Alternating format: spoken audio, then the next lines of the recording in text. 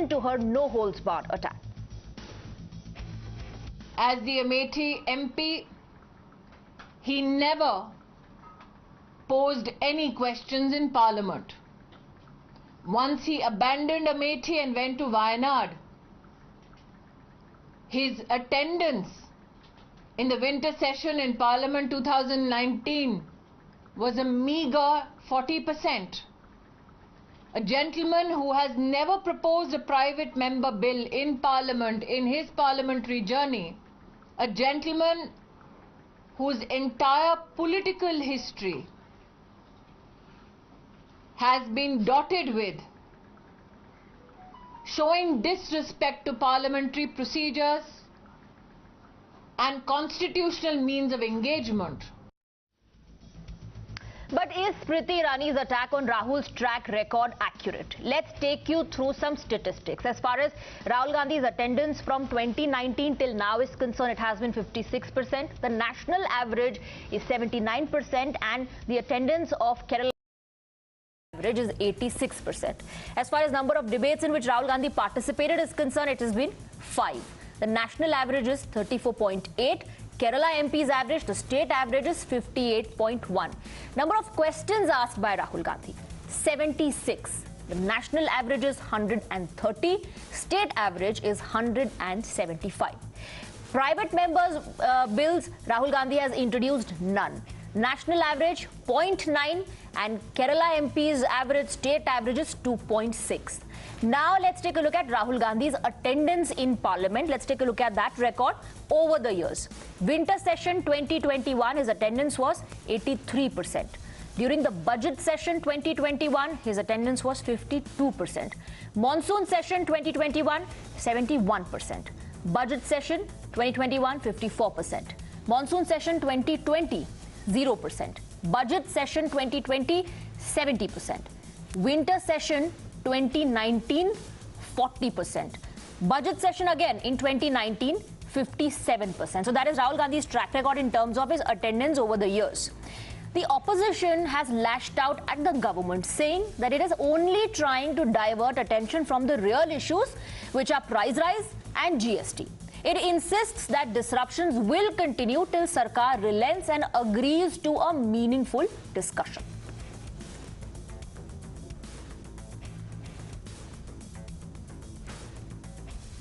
राहुल गांधी जी लोगों का इश्यूज का उठाते हैं।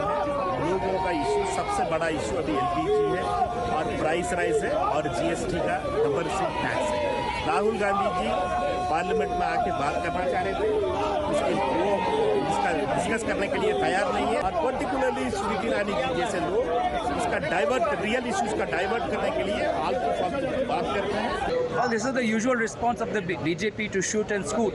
We are raising the number one issues on people's mind: GST, price rise, inflation. Instead of accepting responsibility, instead of being transparent, instead of giving a way out, they are busy targeting our opposition leaders. All these things, people are there. They are all against democracy, against the opposition rights, and they are all conspirators against this constitutional system. Parliamentary procedure ये है कि देश के जनता के बुनियादी मुद्दों पे सदन में चर्चा हो और महंगाई इस समय बहुत बड़ा मुद्दा है। तो महंगाई से आपने हिंदुस्तान की जनता की कमर तोड़ दी और सदन में उस पर चर्चा करने से भी भाग रहे हैं आप लोग।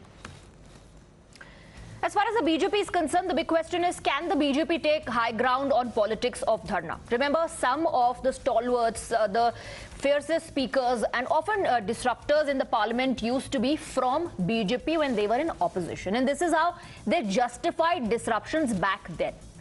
Jan 30th, 2011, parliamentary obstruction is not undemocratic, said Arun Jaitley, then leader of opposition in Rajya Sabha. On 26th of August 2012, at times obstruction in parliament brings greater benefits was also said by Arun Jaitley.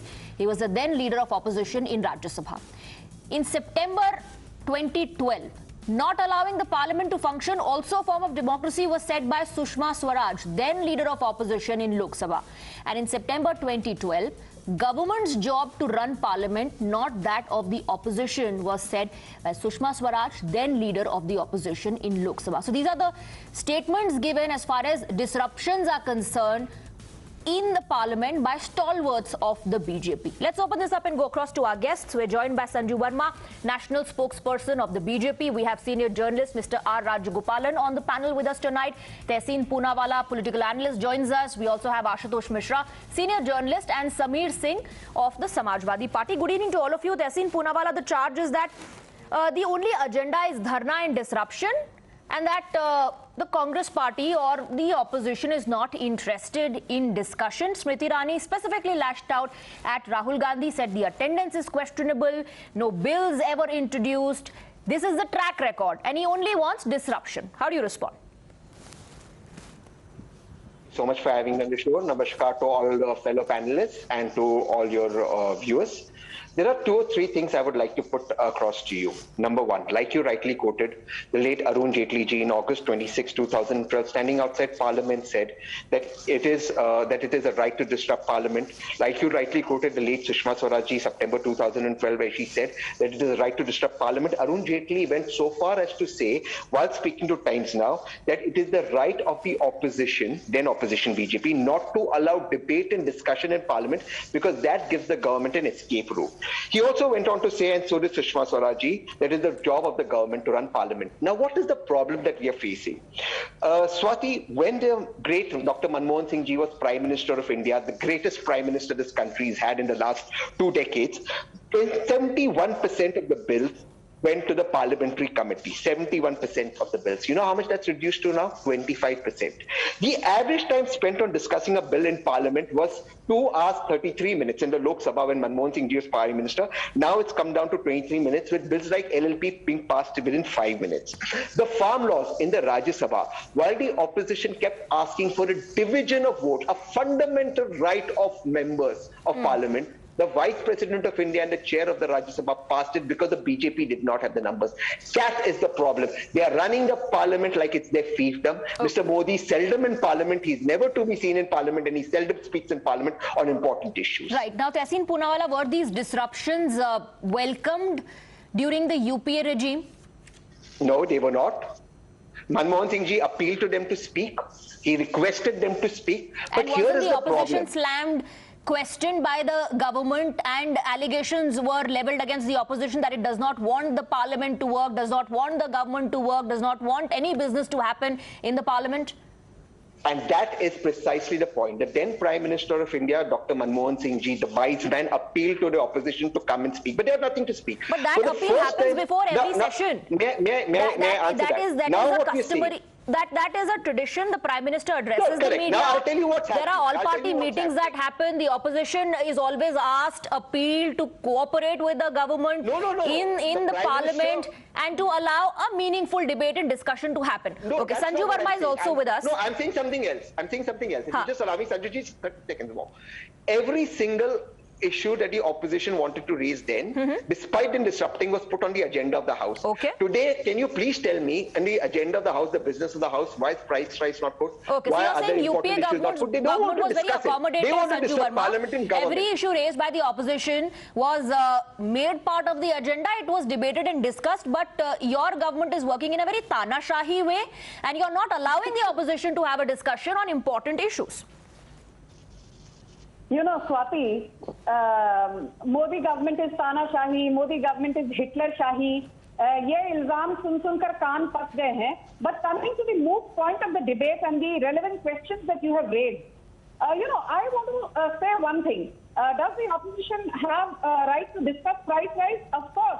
Inflation is something that affects you, me, the entire middle class, and needs to be debated in a constructive manner. And what better opportunity than the floor of the Parliament? But Nirmala Sitharaman is down with COVID. Smriti Irani, Piyush Goyal, there with folded hands, requested the opposition, please bear with us. You know, the current session is on till 12th of August. We still have time. We will answer every single query that you raise. Point number one. Point number two. point number 2, when Tehsil Poonawala, or for that matter, any Congressee, they come on your show or, they wax eloquent about how great Rahul Gandhi is with respect to adhering to democratic processes. I will just quickly tell you one thing, Swati. Budget session, which happened few months back, number of debates participated in by Rahul Gandhi, 0. In the winter session in 2021, number of debates participated in by Rahul Gandhi, 0. Monsoon session of 2021, debates participated in by Rahul Gandhi, 0. Okay. But more importantly, the fact that Rahul Gandhi has till date never introduced the private members bill is not the important point, Swati. Okay. Do you remember that the entire, I will take 10 seconds, Swati, please. Yeah. Tehsil spoke at length. Do you remember, Swati, it is not lost on anybody. The entire pre-Lok Sabha 2019 campaign by Rahul Gandhi was done saying Chaukidar Chor hai. He made it seem like he is very, very concerned about India's defense preparedness. And I will tell you in 10 seconds just one data point.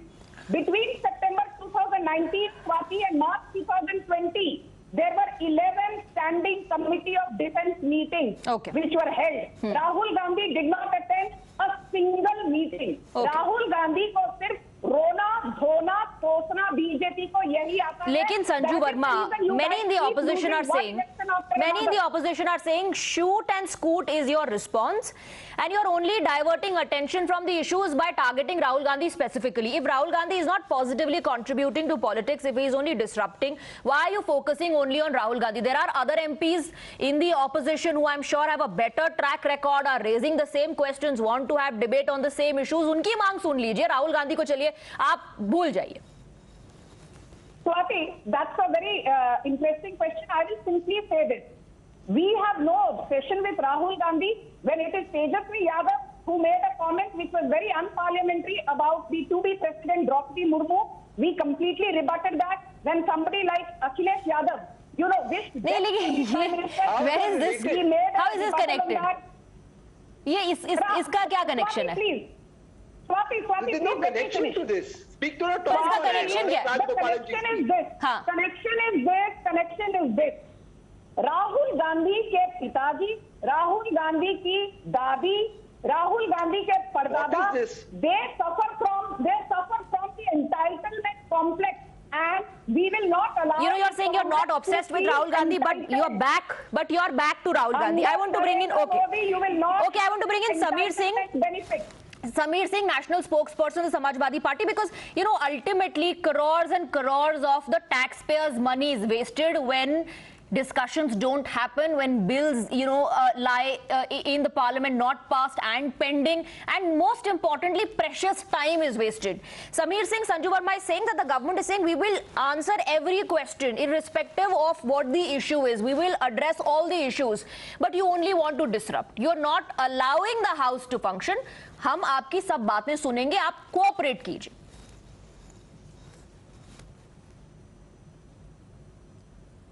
Swati, the statements made by Sanju ji over here seems like the democracy that the country is running, it has only taken place like today or yesterday. Because if you see, whenever there are important issues like the one we're facing currently, like inflation and GST hike that we're facing currently is the #1 priority for the government. But instead, it is being said that we will discuss it later. When have we seen the BJP discussing such matters later on? And what's the harm in appealing to the House that there's a lot of echo. Can you please check it? Okay, we'll fix that, but please go on. We can hear you clearly. Yeah. So, as I was saying, when have we seen the government discussing important issues of the country in the Lok Sabha? And what's the harm if the opposition is demanding that a session should be held on to discuss the increasing inflation and price rise and the GST that has been imposed, that has been levied on important products that have never been implemented before? Then what's the harm in discuss? What's wrong in this? in this demand. And if such demands are not to be listened to, the opposition does not have we're not any running option away but from to issues. We are not saying we will never discuss them. We are going to discuss that at a later stage. Give us some time is what the government is saying. Swati? In some time, that is the government stand on it. But exactly my point, that when have we seen BJP or the government holding important debates like this in the parliament? Okay. Like quoted by Tehseen, that we've seen how the farm laws were passed last year, and that was completely unconstitutional in every way, unparliamentary. So considering that the BJP, believing that the BJP I have to take a response from Sanju Verma, but, yes. but one allegation which is levelled against the opposition often is that whenever the time comes for discussion and debate, there are walkouts by the opposition. I'll come back to you, Sameer Singh and Tehseen Poonawala, for that. May I answer why we walk out? Okay, I'll come back to you. Let Sanju Verma first quickly reply to allegations. Yes. Swati, I think the cost element is very important, and I'm sure you'll discuss that. But 2.5 lakh rupees is the cost of every minute that is wasted in not engaging productively, be it the Lok Sabha or Rajya Sabha. And we have 80 days when the parliament roughly runs in session in a year, which means you're talking of several hundred crores which are wasted and taken away from taxpayers' money thanks to people like Rahul Gandhi. But is opposition alone responsible for that? Is the opposition alone responsible for that? I'm coming to that. I will now give you one example why the BJP should not be held responsible. You take any session, winter session, budget session, the monsoon session, and you compare the productivity of the Lok Sabha with the productivity of the Rajya Sabha. BJP has a brute majority in the Lok Sabha, and I challenge all your panelists. The Lok Sabha productivity has never fallen below 110%. Last session, Lok Sabha productivity was 123%. Why is that Rajya Sabha productivity is 42%, 57%? Because May I reply to that specifically? And the opposition does Rona, Dhona, Kosna. That is all that they do. All right. May I reply to that specifically? Stop this obsession. Okay, quickly, Tehseen, because I want to bring in Rajgopalan ji and Ashutosh Mishra as well. Quickly, Tehseen. We are being faced on TV with a tyranny and a barrage of untrue facts. Here's what it is. The brute majority in the Lok Sabha has led to per discussion on bills come down to 23 minutes rather than 2 hours 23 minutes when it was Manmohan Singh ji's government. 2.5 lakh rupees is correct being spent per minute on Lok Sabha, on the parliament. Was this wisdom not dawned on the BJP when the BJP disrupted the entire winter session of parliament over an alleged 2G scam which proved out to be a null and void? Aap kare to chamatkar, hum kare to gunegar. I want to ask you one question and answer one question. Why are bills not being sent to the Parliamentary Committee? Why do you not send bills for discussion? Why do you pass bills in 5 minutes? Because you have the numbers. Okay, now let's bring in our senior journalists who have seen several sessions of Parliament, several debates, several discussions, several disruptions as well, both in the UPA regime and now, of course, during the current dispensation as well. Mr. Rajgopalan, one, is the opposition alone responsible for the time that is being wasted, for the disruption which is happening, for the money which is being wasted of the taxpayer? Swati, my understanding is, I will make 3 quick points, that opposition is bereft of ideas, bereft of dealing with the government. Opposition is bereft of dealing with parliament. The reason being, it has got that ED effect, Eknath Shinde and Draupadi Murmu effect. Apart from that, tomorrow, when Sonia Gandhi goes to the Enforcement Directorate, that is why they are stalling and creating a mayhem. My understanding is also that totally, they said unparliamentary words have been introduced by Narendra Modi. Unparliamentary behavior of opposition, they say don't speak lie, it's unparliamentary. But they utter lie and seek apology in the Supreme Court. Apart from that, they say rowdy is an unparliamentary word. What do they do inside the House? What do they do inside the Rajya Sabha? Dance on the table, dance on the speaker's chair. They broke the mic frequently. My third quick point is, Out of 3,000 days in 8 years, from 2014 to 2022, roughly it comes to 3,000 days. Honorable Leader of Opposition, Mr. Rahul Gandhi, was away in foreign countries for 100 days, that is 1,000 days. What do you mean about the Parliament?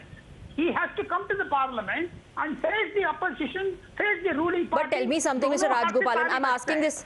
Mr. Rajgopalan, once again, I'm asking this question. So does Rahul Gandhi represent the entire opposition? Does he represent the entire opposition? Of course, questions can be asked about his track record in the Parliament, but does he represent the entire opposition in the House? Swati, simple issue, I tell you, simple. ED questioned me for 5 days. I will stop the Parliament for 5 days. That is the vow the mother and the son have taken. Okay. Both of them have taken. You're saying and they destroyed the Parliament. You're saying that is the reason, but you know, we often okay. I want to bring in Ashutosh. Mishra. It's very interesting that if that is the Congress Party's agenda, according to Mr. Rajgopalan, and the entire opposition is backing Congress in doing that, it's very interesting that how strong this unity is in the opposition, how strong this bond is, Ashutosh Mishra. You know, this is what you had said earlier, Atkana, Batkana, Latkana. I mean, they have this bias against Rahul Gandhi, and he has become an excuse for them to hide their own failures. Let's talk about the issue today. The issue today is whether any discussion in Parliament would have any positive result. As the BJP spokesperson has said, in Lok Sabha, they have brute majority, which means they are not ready to listen to anyone. They will just go through the motions, push their bills, and that will be it. Sometimes bills will be pushed as money bills, which should have been. You know, the problem here is that GST. Why can't the Prime Minister talk about GST on essential items being withdrawn? You don't have to wait for a Nirmala Sitharaman to recover from COVID. Saying that we will discuss it later means that we are not going to consider your request of taking it back. It's just that ab ho gaya, ab to tuglaki sakka ye chalega. No, if you remember, Narendra Modi recently called concessions to poor as revelry culture. No, those freebies being handed. And what are these taxes used for? These taxes are used for, I mean, there was just a RBI report recently that government's capital expenditure has increased incrementally. While the private sector is sitting on cash buffer. Private sector is not spending, but the government is overspending. And where does this money come from? From taxes.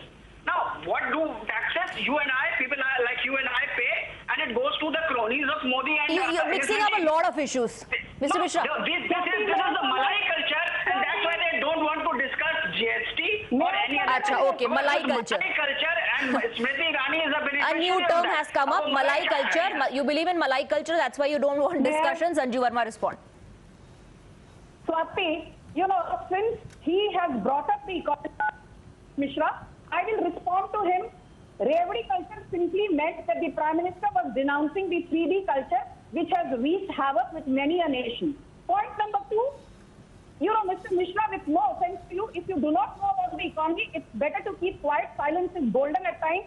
We had... But you don't know anything and you keep blabbering about the economy all the time. I did not You should give me facts. Ashutosh ji. Ashutosh ji, 1 second, I'll give you time. I will give you time to counter. Mr. Mishra, I'll give you time to counter, please. Mr. Mishra, मैं आपको समय दूंगी. I'll give you time to counter. Let her finish. Swati, now let me finish my point in 30 seconds. There was a mention by Mr. Mishra about private sector capex. Private sector capex last quarter was at a record high in the last 10 years. 5.91 lakh crore in a single quarter, up 42% year on year.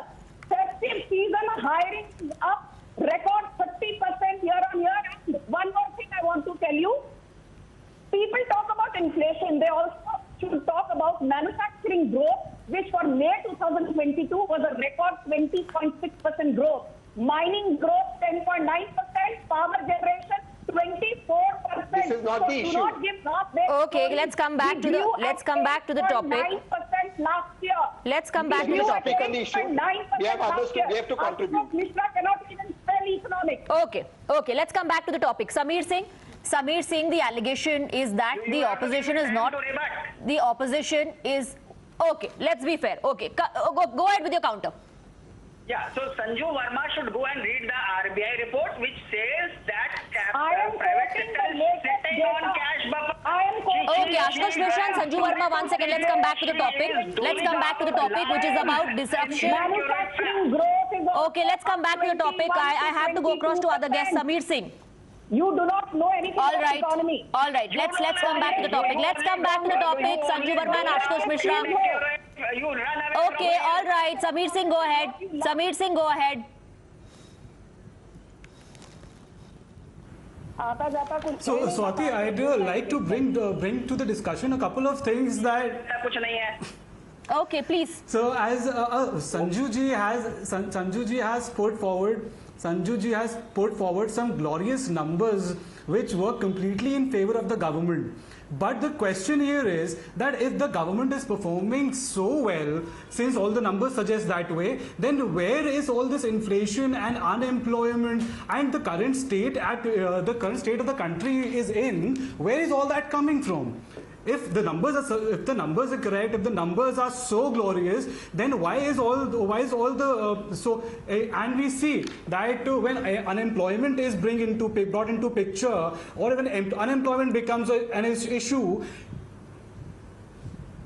experimentation is done with the army, and it is and different aspects of it are being projected, and it is very beneficial for the army, for the country. So basically, the point that I want to put over here is the double standards that the BJP and the Prime Minister here today believes in. Okay, and it's not time and again we have several instances. There are debates have happened on. So we have several instances on GST, on price rise, on the Agniveer scheme.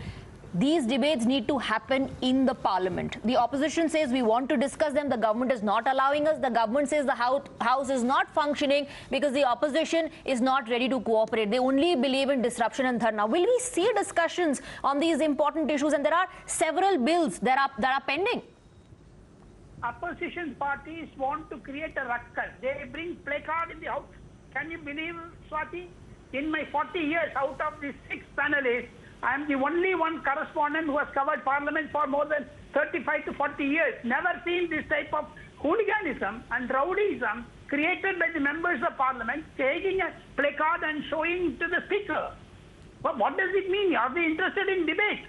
Second thing, Swati, whatever the points the panelists made, why can't the Rajya Sabha, Lok Sabha members of Parliament, Tasim Poonamwala is a very dear friend of mine.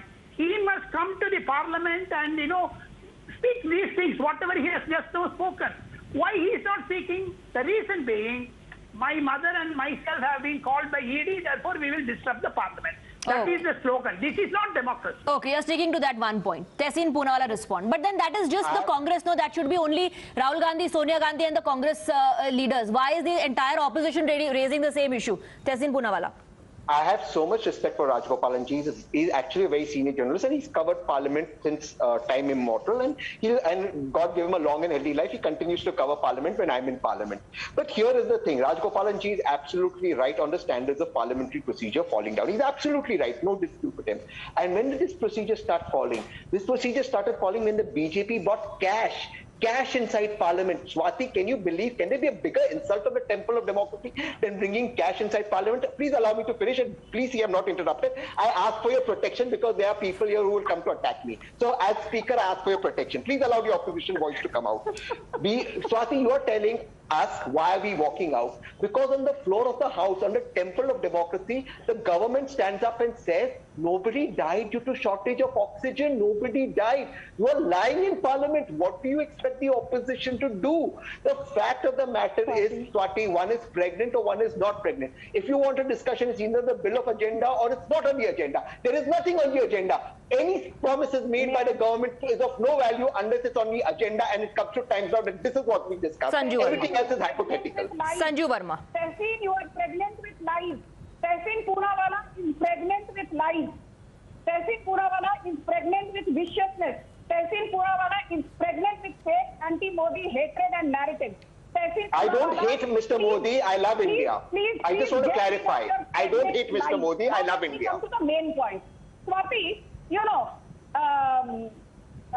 Tehseen and me have many run-ins, but I'll just quickly answer. Samir Singh raised some very interesting points. He said if everything is so glorious, Sanju Verma gave out glorious data points, then why is inflation? I will just in 10 seconds tell you, world over, from US to UK to Germany, inflation is between 8.5 to 9.5%, and it is only because of two factors. And India has also been impacted. One, we had COVID. After 101 years, we had a global pandemic which affected supply chains worldwide. There was global supply disruption. And when we were still recovering, just about recovering, you had the Russia-Ukraine war. Okay. Ukraine accounts for 17 to 20% of global wheat production, global soybean production, global maize production, global natural gas production. So it is natural that Russia-Ukraine conflict has also affected the globe. But okay, you're saying there are several factors that have affected growth. But my point, Ashutosh Mishra, is if the government has all the counters and if the opposition has these important issues to raise, then why waste people's money and why waste everybody's time? Have these discussions inside the parliament. Let something fruitful come out of it. To Sanju Verma, she spoke about wheat, and she forgot that Modi ji went abroad and said we are ready to export if WTO allows. So wheat in Ukraine is not going to affect India. Inflation is there, but she talks about US. US gave money to its poor, protected them. Narendra Modi does not do anything. Ashutosh ji, please, I am asking you a very specific question. Who are unemployed. Ashutosh ji, problem. I am asking you a very specific question. I am asking you a very specific question. Please stick to that.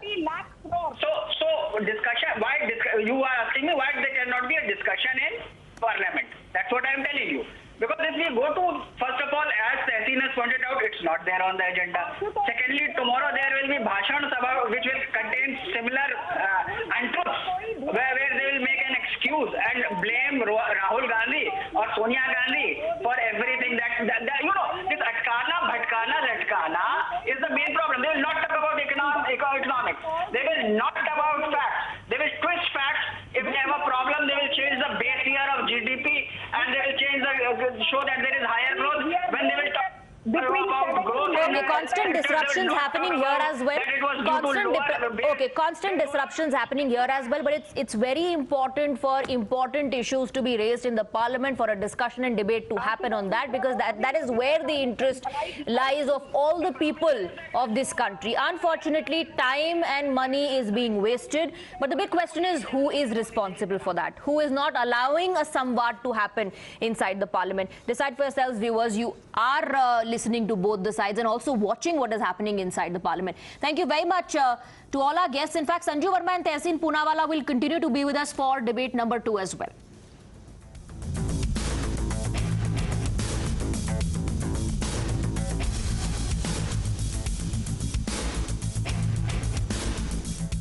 All right, moving on now to debate number 2. Ahead of Independence Day, BJP has given a call for Har Ghar Tiranga. As part of Azadi Ka Amrit Mahotsav, the party has charted an ambitious plan to celebrate India's hard-earned freedom and hail those who have fought for the nation.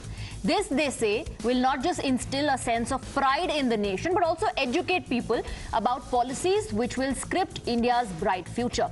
Here's a glimpse as to what has been planned. From 9th to 15th August, BJP will put up Tiranga at hearts and public places. From 11th to 13th August, Raghupati Raghav and Vande Mataram would be played in each ward. From 13th to 15th August, flag hoisting programs by over 20 crore families. Apart from that, national flags will be made available in all the post offices. From 11th to 15th August, cleanliness campaign will take place at all the statues and monuments in the country. From 10th to 12th August, BJP's Yuva Morcha will carry out Tiranga Yatra in each and every district. And on 15th of August, BJP cadre will upload flag hoisting pics on government website and government's vaccination campaign to give free booster shots. However, the patriotism push of BJP got mired in a fresh controversy when Assam Chief Minister Himanta Biswa Sarma set a Desh Bhakti test. He contends that it's not enough to have citizenship, but a true Desh Bhakt wears his patriotism on his sleeve. He recommends that everyone must hoist a Tiranga at their homes and prove their love for Bharat Mata. Listen in.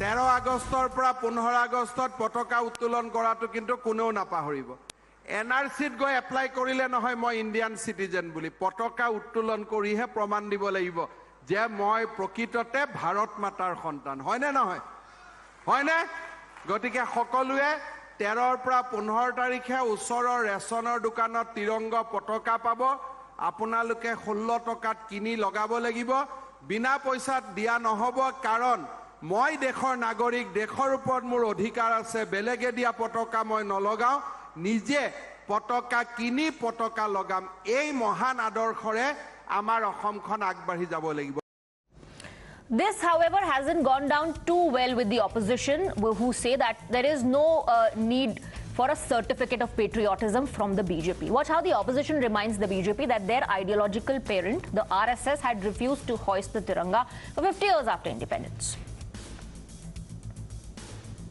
This government loves giving diktats to people. They love ordering people around. They feel as if the people of India are second-class citizens and they are the rulers. This is the Shahenshai attitude. The people of India don't need diktats from the RSS.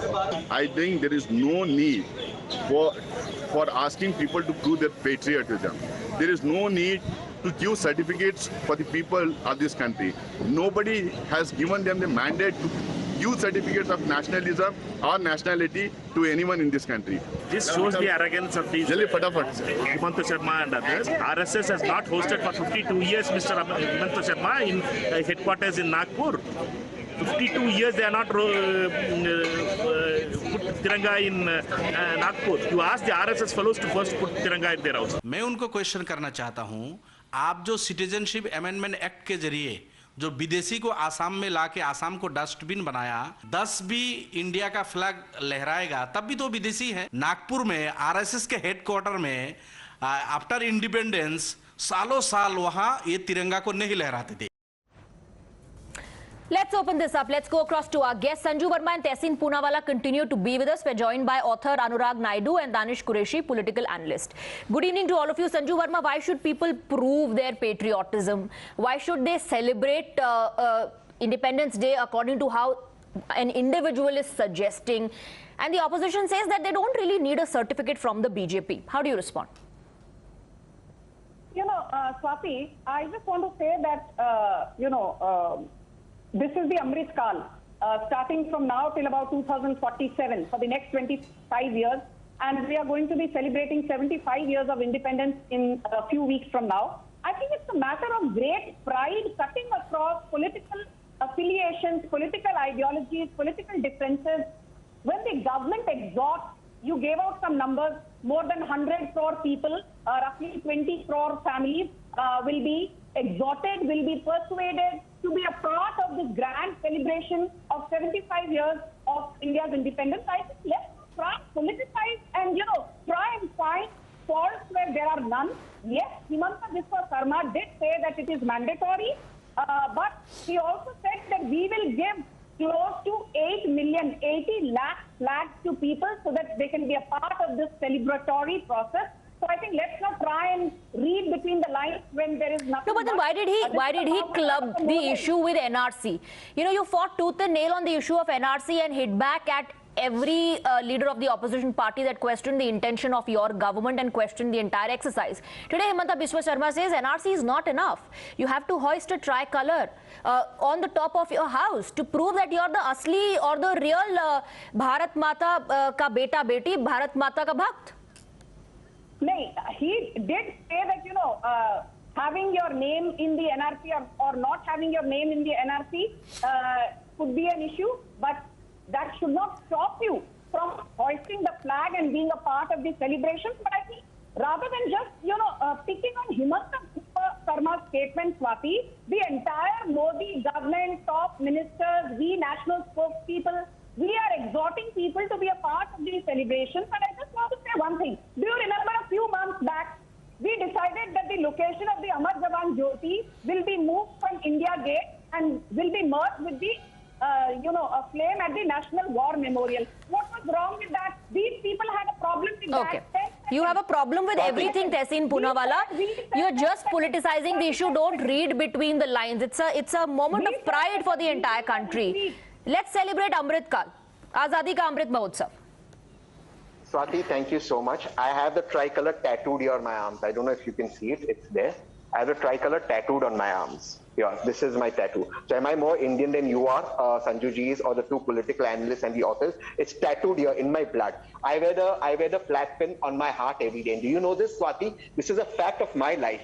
In 2007, I don't remember the year, the BJP Gundas filed a police complaint against me in Pune for wearing the flat pin, because they had some issues with that. The BJP which said, and Golwalkar ji says, and I quote in the organizer, that the tricolour, please Sanju ji, please. I ask for protection.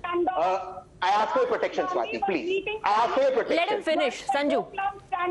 Sanju, let him finish. You are sitting and giving a bhashan. Sanju, let him finish. Why was Rahul Gandhi meeting? Again, फिर से राहुल गांधी को ले आई, but let him finish. Let Tehseen Poonawala finish.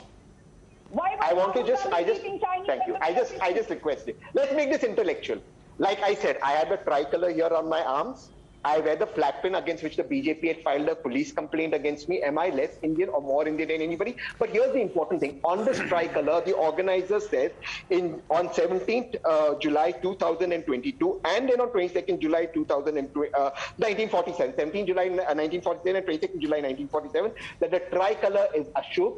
Three colours are Ashubh. The RSS will never accept the tricolour, and the tricolour should not be flown. This is on 17 July 1947, 22nd July 1947, the organizer. Sanju Verma should apologize for it. Here, this is my India on my arm. Am I more patriotic than you are? Here's my India. Republic Day celebration. Here is my India. This is my India. The tricolour is in my blood. I don't need your certificate. My grandfather served in jail with Gandhi. I don't need your certificate. We served Gandhi. You're backstabbed Gandhi. Okay. We don't need your let's bring in other guests as well. Anurag Naidu, we don't need your certificate. to prove patriotism. Isn't the true sense, true sense of Azadi? One second. Does it not lie in letting everybody decide how they want to celebrate? Give people the Azadi. And also very important reaction in the opposition has come in from an individual who says कि अगर कोई विदेशी है और अपने घर पर तिरंगा लगाएगा तब भी वो विदेशी रहेगा ना, or will that individual get a certificate of becoming an Indian?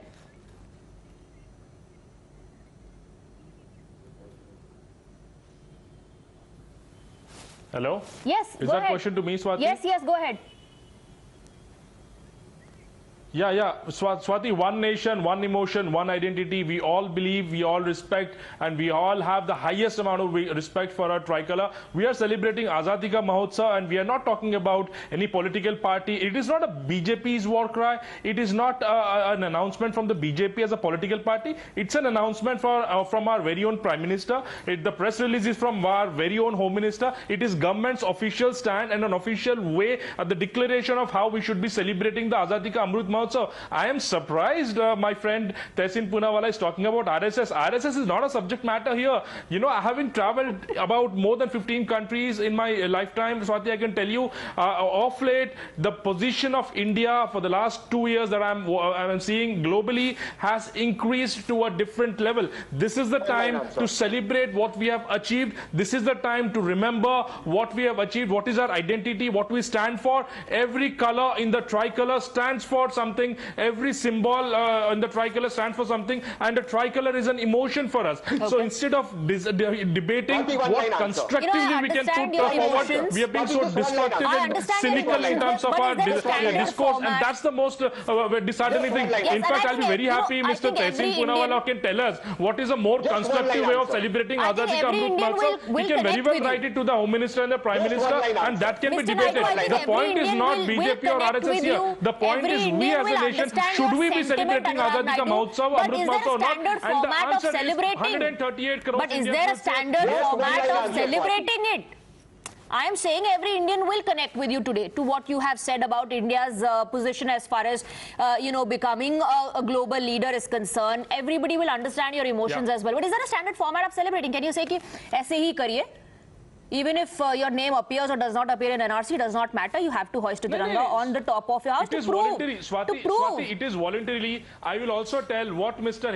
what Mr. Himanta Biswa Sarma has also said, it is his way of resonating the thoughts. It can be different. India is a country of 138 crore population. There are very diverse population. It can be people depending on their emotions. They can say something, and it is not, see, it is a voluntary exercise. It has been announced by the government officially that we are thinking of celebrating this way. You can be a part of it. You may decide not to be a part of it. You may decide to be a part of a tukde tukde war cry. That is, I mean, nobody is stopping India. Just because somebody, we have no problem with that. The problem is just those because who somebody believe in may this be on phenomena, that day, why are you stopping them? Why are you trying to influence the people not who believe in hoist this or phenomena, unfurl who or believe in this tricolour on the idea top of of celebration? their house, on their roofs, does not mean they are part of this gang or that gang. You know, that is exactly what I'm talking about. But let me bring in Danish Qureshi as well. Danish Qureshi, I'm sure you know that there was a long legal struggle before we actually got this right, that everybody is allowed, everybody has the right to unfurl the tricolour in their houses, in their respective communities.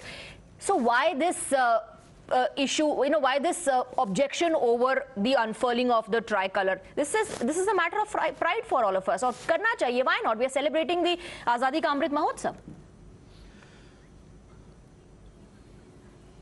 Okay, now I think that this is maybe the Azadi Ka Amrit Mahotsav, 75 years, but the problem is that सबसे बुरा जो समय है भारत का वो यही है जहां हमारे यहाँ हालात इतने बद से बदतर हो चुके हैं, बेरोजगारी को लेकर, रोजगारों को लेकर, खाने पीने को लेकर. I want to ask to the question to Sanju Verma जी जो पैनल में हैं ही, that this is the largest political party globally, he is having 18 crore members, और अफसोस की बात यह है कि देश में सिर्फ 8 करोड़ लोग इनकम टैक्स पे कर रहे हैं. For sake of argument एक मिनट के लिए मान लिया जाए कि सारे लोग भाजपा के हैं जो टैक्स भर रहे हैं, तब भी 10 करोड़ लोग बाकी आए थे. I think that if you will initiate the people to pay the tax, that will be the real patriotism. That will be the real patriotism. So come on, the real patriotism, literate the people to pay the taxes, literate the people about the duties instead of doing this drama that Azadi Ka Amrit Mahotsav, Har Ghar Tiranga. What do you mean by Har Ghar Tiranga? You have to literate the citizen about the duties, about the towards the nation. Because it is a direct question to Sanju Verma. Let her address. Sanju Verma, it's a drama, says Danish Qureshi. Swati, इस देश में ये हालत है, when we say कि भारत माता की जय बोलो, तो हमें कहा जाता है कि हम भारत माता की जय क्यों बोले? We are very patriotic. यदि जन गण मन चल रहा हो, and we say that let us stand up to sing the national anthem, क्यों गाए जन गण मन? I am patriotic. चलो वंदे मातरम गाते हैं, क्यों वंदे मातरम गाए? The national song, I am patriotic. Amrit Mahotsav मनाते हैं, हर घर झंडा लहराते हैं, क्यों भाई? We are patriotic. मतलब आपसे कोई सर्टिफिकेट ना मांगे, पर आपकी करतूतें देखिए. For more than 5 decades, the Congress party ruled this country. How many freedom fighters do we know of? How many freedom fighters do we celebrate? Don't abuse any other political party, Sanju ji. Do we celebrate Senapati Bapat? Do we celebrate Begum Hazrat Mahal? Do we celebrate K.M. Munshi? Do we celebrate Pir Ali Khan? Do we celebrate Lakshmi Sehgal? Do we celebrate Birsa Munda? Do we celebrate? I will reply to you. Swati, can I please come in? I've been waiting for a long time. Do we celebrate A. Raju? No. Freedom fighters के नाम पर बस ले देके हम लोग याद करते थे नेहरू जी को और the Indian. ठीक है, तहसीन Poonawalla. Although I think we are derailing a bit from our debate, but Tehseen Poonawalla. To our martyrs. The BJP government in true sense is paying obeisance to our martyrs. Yes, Tehsin Punawala. Swati, the debate is on the tricolour. Yes. Now we've established the fact that the RSS opposed it with the dates. Now second part. On February 2022, when I was in Times Now, Ishwarappa ji, the BJP minister in the Karnataka government, said the tricolour will be replaced by the saffron flag. What action did the BJP take on him? Nothing. Till now, no action is taken on him. I agree the tricolour is an emotion. That's why it's in my blood. Therefore, I've tattooed the tricolour on my veins. The question is, when you come on national television and lie, my office, please Sanjay ji, my office is on Senapati Bapatu, but you say we don't celebrate him. I've just come from Rani Lakshmi Bai station, but you say we don't celebrate her. Lies is the forte of the BJP, which until 1994 did not allow the RSS to host the tricolour. The question is simply this to the BJP. Why did you not accept the tricolour? Apologize today for calling it a joke. That's all I'm asking from you. I am saying, do what you want. Apologize for calling it a joke. Apologize. Okay, one second. Anurag Naidu, is it about my patriotism versus your patriotism? Is it about, my nationalism versus your nationalism? Is that what it has been reduced to?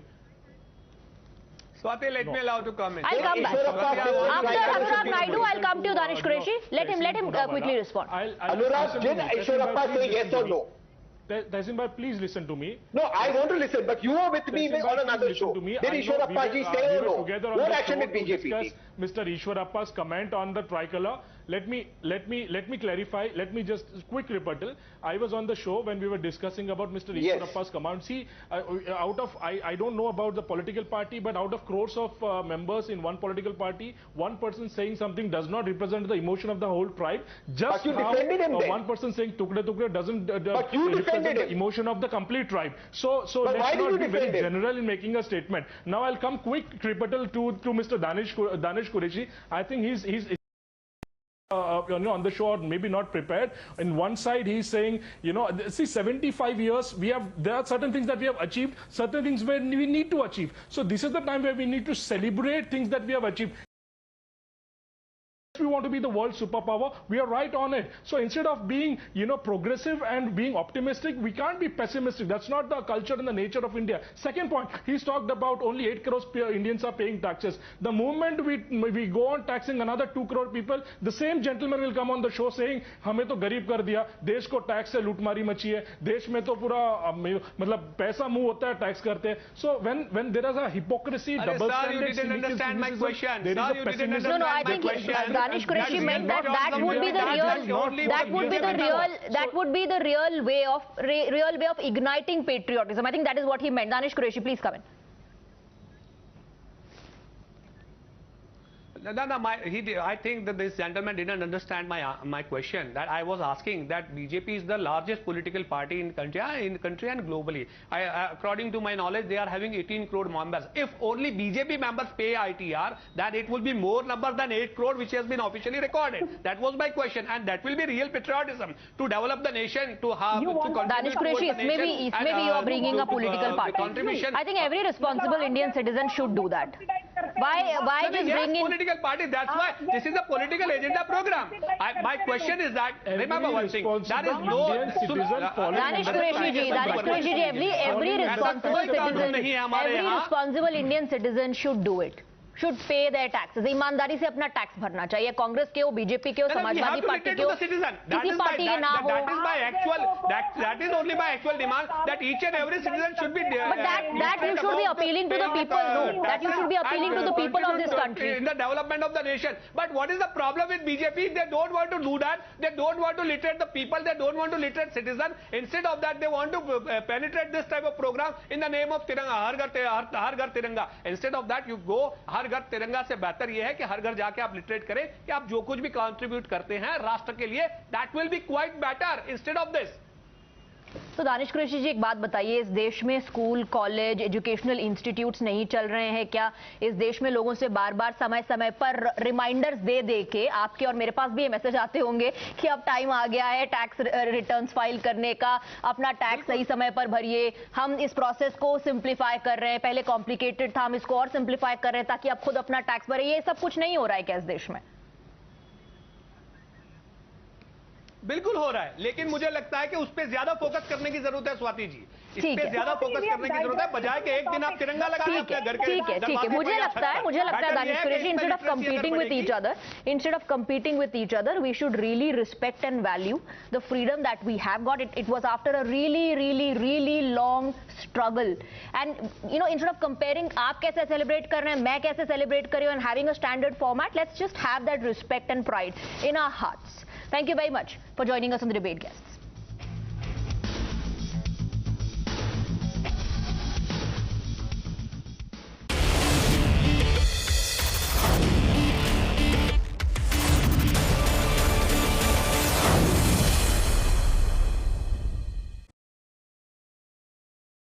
The most pressing issues, the most informed minds, free and fair exchange. Converse India with Rahul Shivshankar.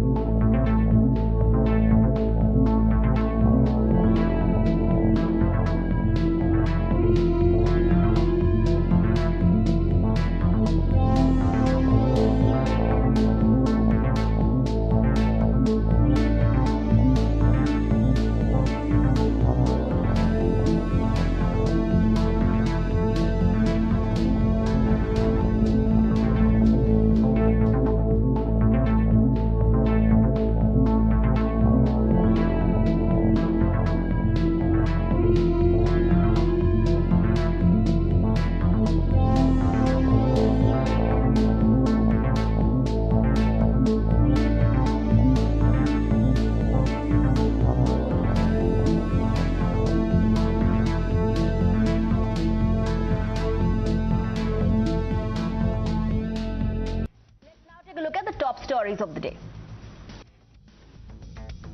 India to get a new president on Thursday. Results will be out for presidential race between NDA candidate Draupadi Murmu and opposition nominee Yashwant Sinha. Counting of votes will begin at 11 a.m. in Parliament. Renowned athlete P.T. Usha takes oath as Rajya Sabha member. Usha, who redefined athletics in India during the 1980s and 1990s, was nominated to the upper house on 6th of July by the Centre. Centre reviews the COVID-19 situation across 115 districts in 9 states after a spike was reported in cases. The government stressed on accelerating vaccination in West Bengal, Maharashtra and other states. The pro-vice chancellor of prestigious Jadavpur University, Samant Das, was found dead under mysterious circumstances. His body was recovered from his residential apartment. Das was found hanging from a ceiling fan. A probe has been launched.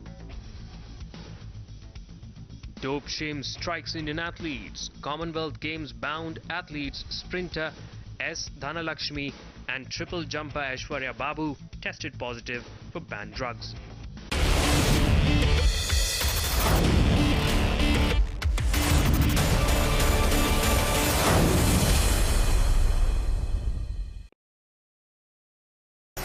The most pressing issues, the most informed minds, a free and fair exchange. Converse India with Rahul Shivshankar. Draupadi Murmu is also a decent person, but she represents a very evil philosophy of India.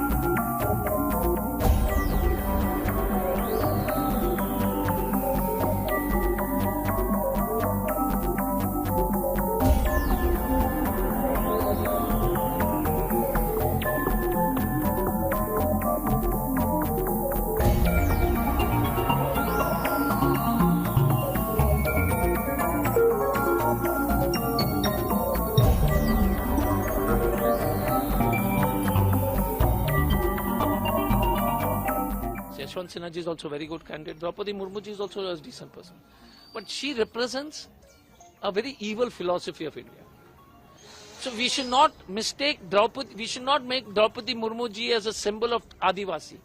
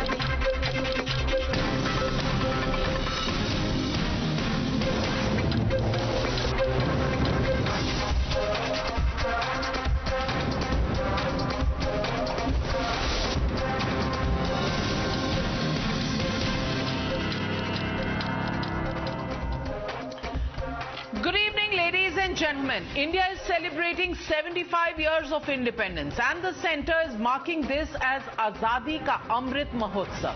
It's not just any ordinary Independence Day on the 15th of August this year.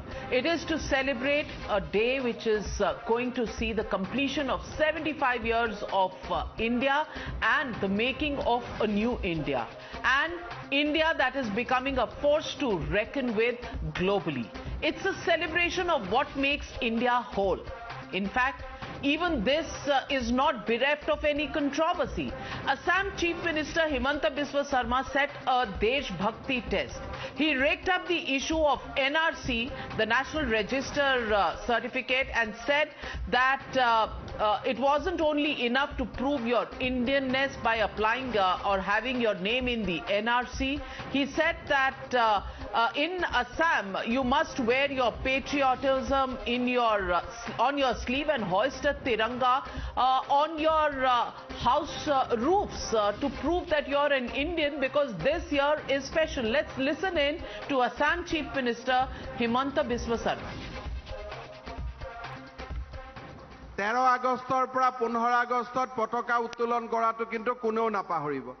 এনআৰসিত গৈ apply কৰিলে নহয় মই Indian citizen বুলি, পতাকা উত্তোলন কৰিহে প্ৰমাণ দিব লাগিব যে মই প্ৰকৃততে ভাৰত মাতাৰ সন্তান, হয়নে নহয়? হয়নে? গতিকে সকলোৱে 13 পৰা 15 তাৰিখে ওচৰৰ ৰেচনৰ দোকানত তিৰংগা পতাকা পাব। আপোনালোকে 16 টকাত কিনি লগাব লাগিব, বিনা পইচাত দিয়া নহব, কাৰণ মই দেশৰ নাগৰিক, দেশৰ ওপৰত মোৰ অধিকাৰ আছে, বেলেগে দিয়া পতাকা মই নলগাও, নিজে পতাকা কিনি পতাকা লগাম। এই মহান আদৰ্শৰে আমাৰ অসমখন আগবাঢ়ি যাব লাগিব। Ladies and gentlemen, special occasions call for special gestures, which is why for 3 days in August, the centre is going to ensure that a tricolour is flying atop 20 crore roofs in the country. In fact, under the Har Ghar Tiranga campaign, the BJP's Yuva Morcha will also be holding the Tiranga Yatra in each district between the 10th and 12th of August. And on the day we celebrate our Independence Day, under the centre's vaccination campaign, free booster shots will be made available to the citizens of India. The opposition has taken umbrage to what they call a forced patriotism push. Turning the tables on the BJP, the opposition asked the BJP to preach to its ideologue first. They reminded the Saffron Party that RSS had refused to unfurl the national flag for 50 years after independence. Don't lecture us on the message of independence. In fact, the message was completely the opposite to the BJP. Listen in to what the opposition had to say. This government loves giving diktats to people. They love ordering people around. They feel as if the people of India are second-class citizens and they are the rulers. This is the Shahenshai attitude. The people of India don't need diktats from the RSS. I think there is no need for asking people to prove their patriotism. There is no need to give certificates for the people of this country. Nobody has given them the mandate to give certificates of nationalism or nationality to anyone in this country. This shows the arrogance of these Himanta Sharma and others. RSS has not hosted for 52 years Mr. Himanta Sharma in headquarters in Nagpur. 52 years they are not put Tiranga in Nagpur. You ask the RSS fellows to first put Tiranga in their house. मैं उनको question करना चाहता हूं, आप जो citizenship amendment act के जरिए जो विदेशी को आसाम में लाके आसाम को डस्टबिन बनाया, 10 भी इंडिया का फ्लैग लहराएगा तब भी तो विदेशी है। नागपुर में आरएसएस के हेडक्वार्टर में आफ्टर इंडिपेंडेंस सालों साल वहां ये तिरंगा को नहीं लहराते थे। So the legitimate question we are asking on the Newshour tonight is simply this: why politicize the Tiranga pride in the 75th year of India's independence? That's the question, and that's the debate. Hashtag tricolour our identity. That's the debate on the others. You're watching the Newshour at 9. Debate number 1 on Times Now, Super Prime Time. And joining me tonight, Dr. Sudhanshu Trivedi, Member of Parliament and National Spokesperson of the BJP, Dr. Anand Ranganathan, author, Tanveer Ahmed, National Spokesperson of the JDS. Also joining me in just a bit is Jahrul Islam, Spokesperson of the AIUDF. But my first question goes out to Sanjay Jha, author and suspended leader of the Congress Party. Sanjay Jha, in the 75th year of our independence, is it really too much to ask if, 20 crore houses have the Tiranga flying on them? What is the plot that the Congress Party is seeing when, just a campaign is being done on this special occasion? Why is there a conspiracy theory for everything, Mr. Sanjay Jha? Well, Navika, I think first and foremost, whether one is a BJP, RSS, Congress, AIUDF or JDS, whoever, and these are people on your show, including my friend Anand Ranganathan. I don't think anybody on the show, that includes you, Navika, the millions of viewers who watch your program, nobody needs any certificate of their nationalism or patriotism from the BJP and the RSS. You see, as a citizen of this country, Navika, I have strong objection to any political party trying to say that we have a monopoly on patriotism or nationalism. Yes, it is the 75th year. But I think, Mr. Sarma is a new entrant into the BJP RSS fold. He has been with the Congress for the larger part of his political career. And as many of my former Congress colleagues correctly pointed out on your program, and maybe Sudhanshu ji can respond, why did the RSS not hoist the national tricolors till 2002? And the answer to that is in the sayings of Mr. Golwalkar, which I think is recorded and documented, because he went public and said, India needs a saffron flag. By the way, Navika, this statement has been reiterated recently by a leader, very prominent leader of the BJP in Karnataka, Mr. Ishwarappa, who said, promise you one day India will revert to a saffron flag and not the national tricolors. So these are the true what I call as the DNA or the fundamental ideology of the Bharatiya Janata Party. The objection that people have is not to celebrating it.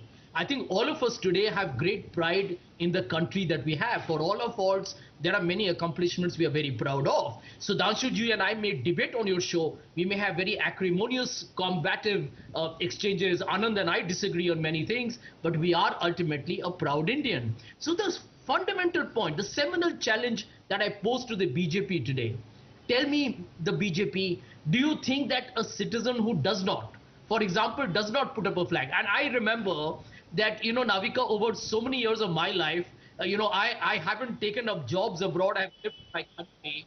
I have never needed to kind of demonstrate or make a manifestation of my commitment to my country through either flags or any symbols. But that is the BJP for you. For the BJP, everything is about symbolism. It's about, this synthetic demonstration of the fact that we are the only ones who care. So today, if Congress people come on the program and say, you don't need that, they will say, you know what? They don't have the passion. They don't have the perseverance. But Sudhanshu ji, history knows that actually your contribution to India's freedom struggle was zero.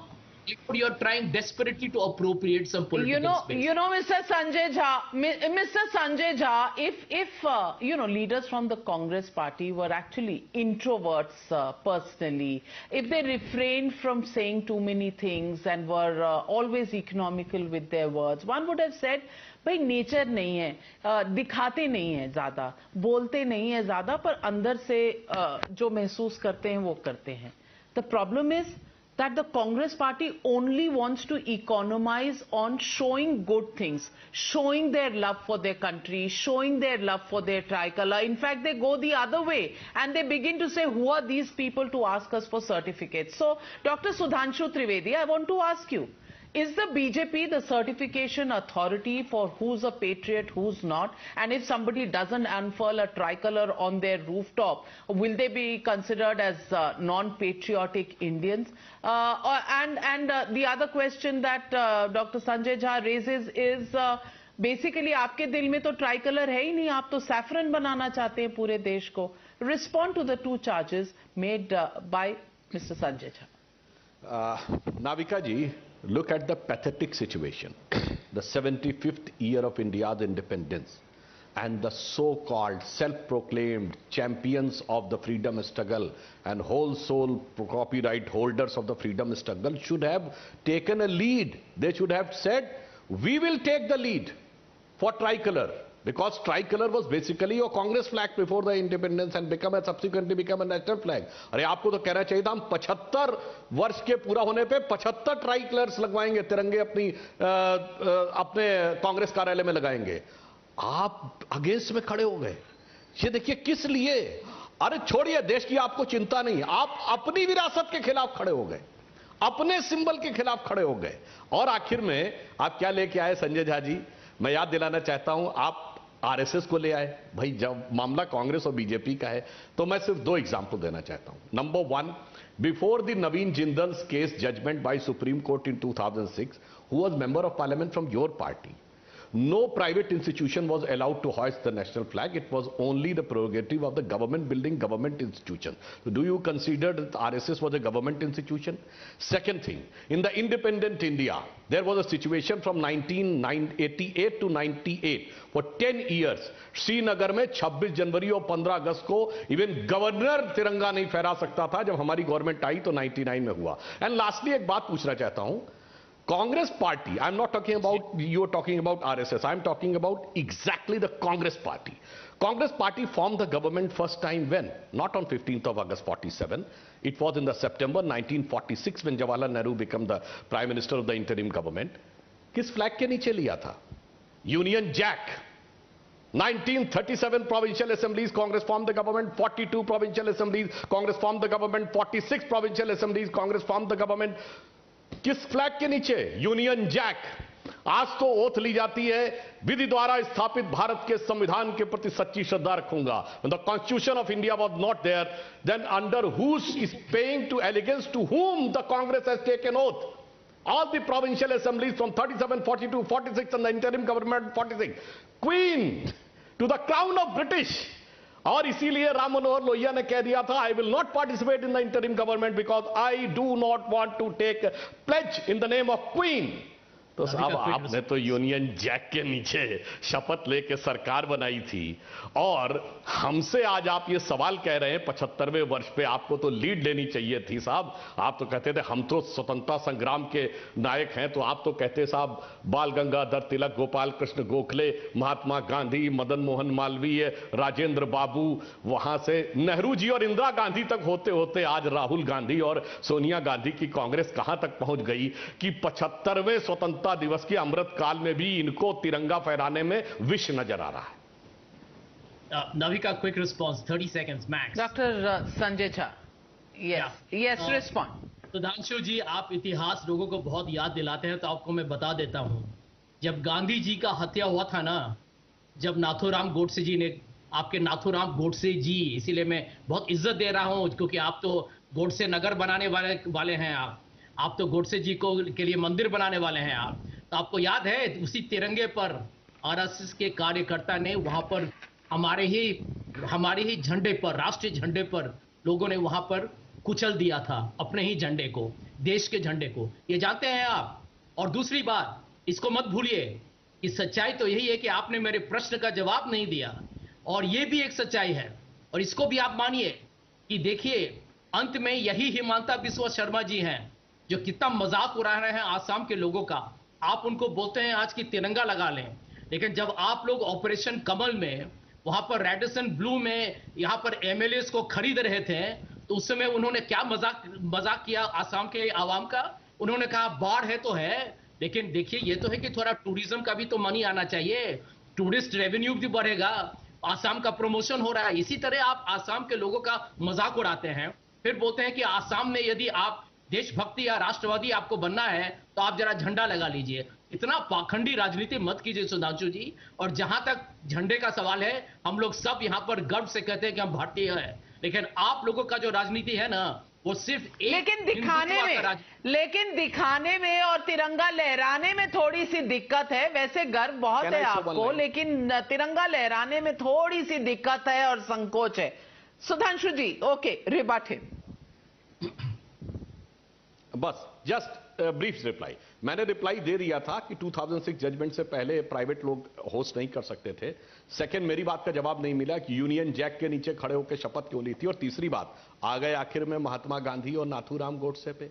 तो मैं संजय झा जी बताना चाहता हूं, नाथूराम गोडसे ने जब गोली मारी थी तो कोर्ट में उसका दिया गया बयान है कि मैंने 2 गोली मारी, और आपकी पुलिस की एफआईआर है कि 3 गोलियां लगी। और वहां पे 2 पत्रकार थे, एक न्यूयॉर्क टाइम्स का, एक द हिंदू अखबार का। दोनों ने कहा 4 गोलियां चली। यही बता दीजिए गांधी जी को कितनी गोलियां लगी, क्योंकि पोस्टमार्टम कभी कराया नहीं गया। गांधी जी पे 10 दिन पहले हमला हुआ था, मदन लाल पावा उसमें गिरफ्तार हुआ। मदन लाल पावा ने नाथूराम गोडसे को अपना गुरु बोला, उसके बावजूद मदन लाल पावा को बेल पे छोड़ दिया गया। मोरारजी देसाई ने बॉम्बे के होम मिनिस्टर के रूप में केंद्र सरकार को लेटर लिखा कि क्यों बेल पे छोड़ा जा रहा है, और इसके बावजूद कार्रवाई तो छोड़िए, सिक्योरिटी कितनी दी थी गांधी जी को बता दीजिए। How much security was given? And number 2, how many bullets were fired?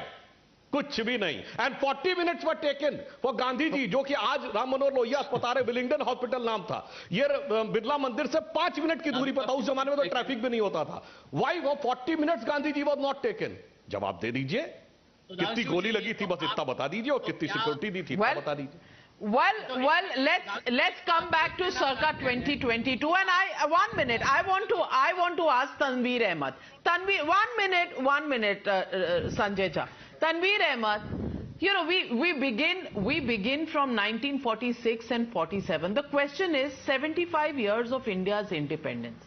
Are we now going to quibble about whether there should be a Tiranga on our rooftops or not, and whether somebody can actually make an appeal to people कि आप आइए तिरंगा लगाइए? I want to ask you, is this even a question that should be raised, or is this a question that should be quibbled over? It's not about a certificate of patriotism. It is a campaign, and it is a stated campaign, and it's not just one program. Tiranga is one program, vaccination is another, Vande Mataram songs being sung, and Raghupati Raghav being sung. All of these are part of a Amrit, Mahotsav. Where is the problem in an appeal being made to unfurl the Tiranga on people's rooftops? Is there going to be an argument and a conspiracy theory even on this that's going to be pointed out?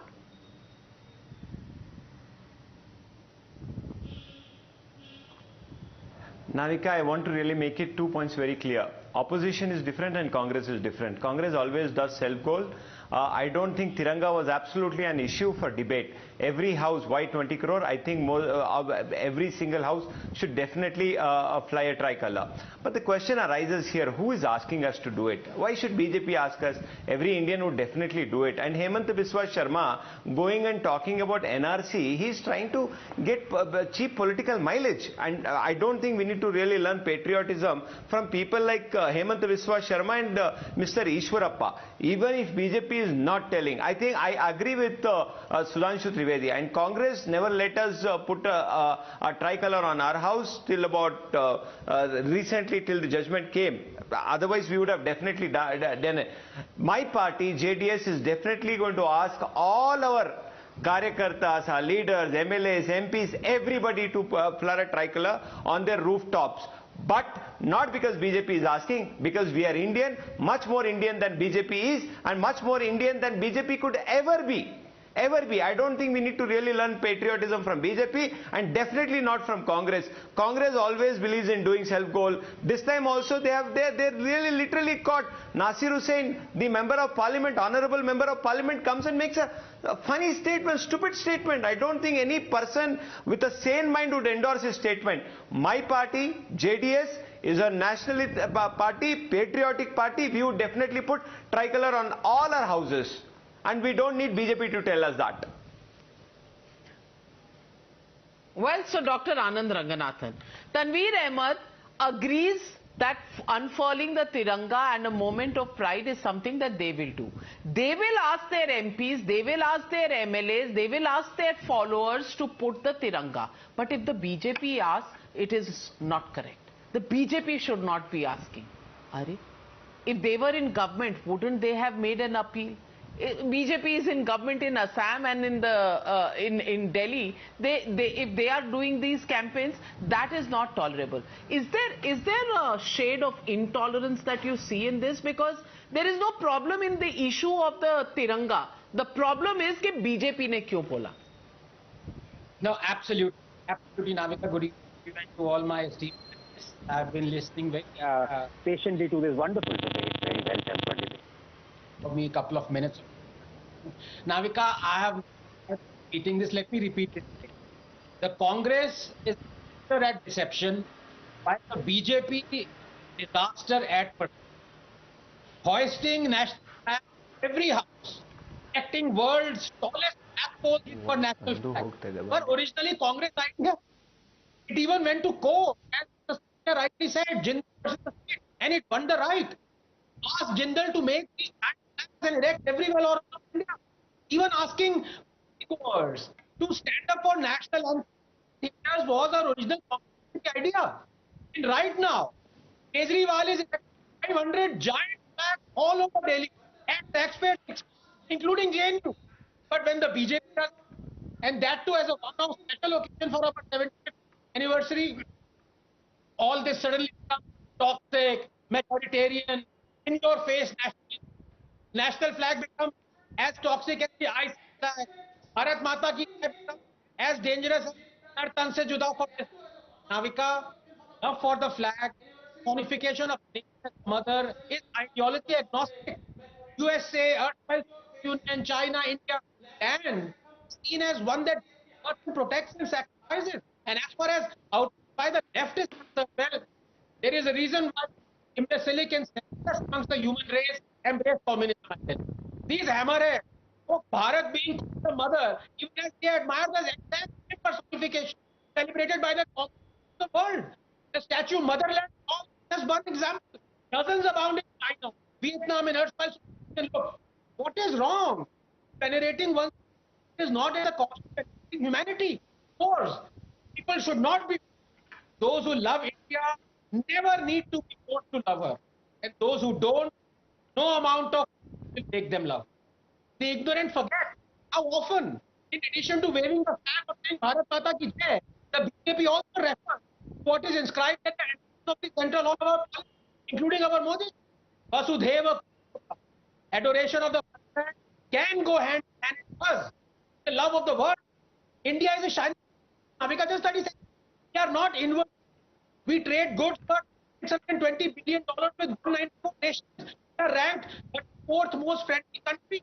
We have committed ourselves to the Paris climate deal, even though it would mean sacrificing on the people that all rich countries are shied away from. All these are not made, destroyed by the people who only love their nation.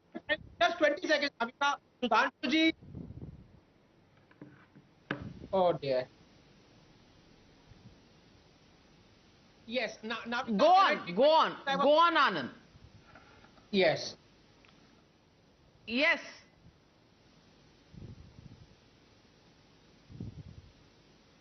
Now well, we seem to have an audio.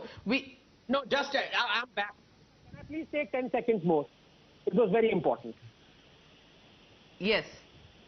Thank you. Sudhanshu ji is an icon and one of my favorites. But this time, I'm afraid he's on the wrong foot. When he says that the RSS did not fly the national flag for 50 years because of a flag code before the Jindal versus State, he's absolutely wrong. I knew this question would come up. So that is why here, if you can see, Navika, this is a flag code before the Jindal versus State judgment. And it clearly says any private organization or even a private citizen can actually hoist the national flag on 3 occasions: Republic Day, Independence Day, and Mahatma Gandhi's birthday. This is a clear indication that RSS was wrong to not fly the flag. They should just apologize and move on, especially because they do it right now.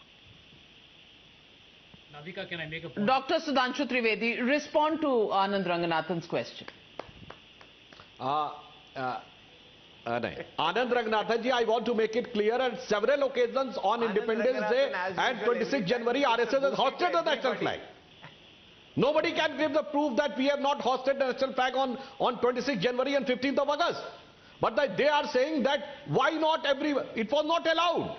Only the government institutions were allowed. That's what I said. But दूसरी बात मैं कहना चाहता हूं, अभी देखिए संजय झा जी के मुंह से क्या निकला. भगवा के लिए क्या फीलिंग है? In our tricolor, the only cultural color is saffron, because white represents peace and the green represents greenery. यही हम लोगों को स्कूल में पढ़ाया गया है. भगवा रंग त्याग का प्रतीक है, सफेद रंग शांति का प्रतीक है, हरा रंग हरियाली का प्रतीक है. और जो कल्चर को रिप्रेजेंट करता है उसके लिए क्या फीलिंग है मन में, गजब की फीलिंग है. किस ढंग की चीजें उभर के सामने आ जाती हैं. और हमारी बात का जवाब नहीं दिया था कि यूनियन जैक के नीचे क्यों शपथ ली थी. एक बार उसके लिए माफी मांग लीजिए, फिर जो सवाल पूछेगा हम उस सवाल का जवाब देने को तैयार. No, I'm sorry, Navika. Yes, Tanveer Ahmed, what's your objection? This is absolutely a statement I don't think any Indian would really appreciate from Sudhanshu ji. No, this is absolutely a ridiculous statement as Ishwarappa did. भगवा हमारा identity नहीं है sir. तिरंगा हमारी identity है, तीनों रंग हमारी आइडेंटिटी है, अशोक चक्र हमारी आइडेंटिटी है. आप सिर्फ भगवा को क्यों लेके आते हैं? क्योंकि आपको भगवा से वोट मिलते हैं, इसी वजह से. अरे वोट कीजिए, वोट की पॉलिटिक्स कीजिए. तिरंगे के ऊपर वोट की पॉलिटिक्स क्यों कर रहे हो Sudhanshu ji? I don't really expect. Sudhanshu ji आप मेरे फेवरेट. अरे भाई Tanveer ji, has I given any wrong explanation?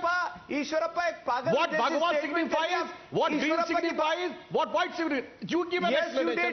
मैं माफी मांग लूंगा. आप बताइए तीनों का रिप्रेजेंटेशन किस बात के लिए? ढंग में देखा जाएगा. तिरंगे को अलग अलग नहीं देखा जाएगा, अलग अलग नहीं देखा जाएगा. तीनों रंग का महत्व है. तीनों किस चीज को रिप्रेजेंट करते हैं? तीनों सच है झूठ है? देखिए कितनी मन में घृणा भरी हुई है. तीनों का जो Tanveer Ahmad, where he's not removing the white and the green from the Tiranga. All he's saying is what the 3 colors signify, and he's saying what the 3 colors signify. He's not separating the green and white from the saffron, but saying all the 3 of them together. Where's the problem with that? But the minute you say saffron, some people see red. That is also a problem that needs some amount of BJP. You can't really give an importance to saffron color.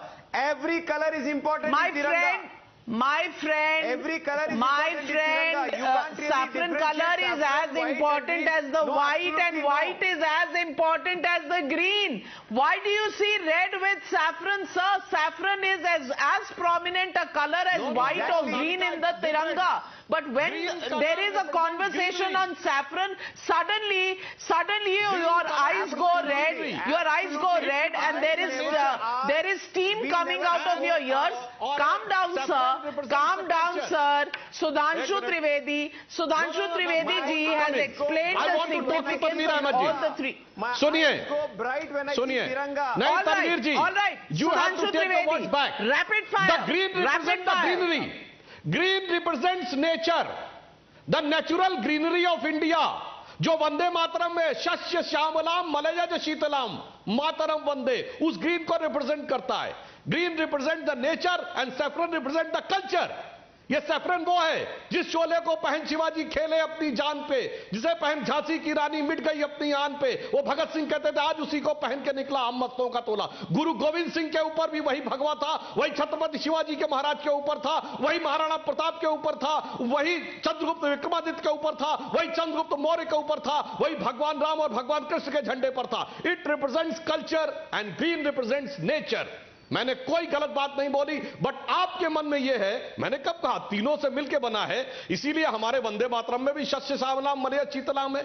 मगर आप तो explanation जो officially दिया गया है tricolour committee में, when the tricolour was adopted, you are not ready to accept.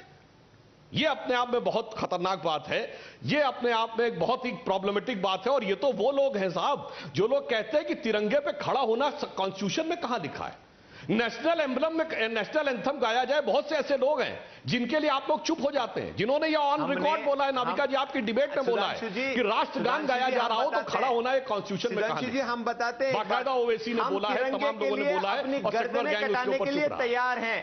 हम तिरंगे के लिए अपनी गर्दनें कटाने के लिए बहुत अच्छी बात है. तनवीर जी आपने कहा अशोक का चक्र है, ये अशोक का चक्र क्या है? गर्दनें कटाने के ये लिए सारनाथ का धर्म चक्र है, मरने के लिए ये धर्म का प्रतीक है. अब आगे से कभी मत कहिएगा भारत धर्मनिरपेक्ष देश है, क्योंकि तिरंगे में अशोक का चक्र धर्म चक्र है, यानी धर्म का चक्र है.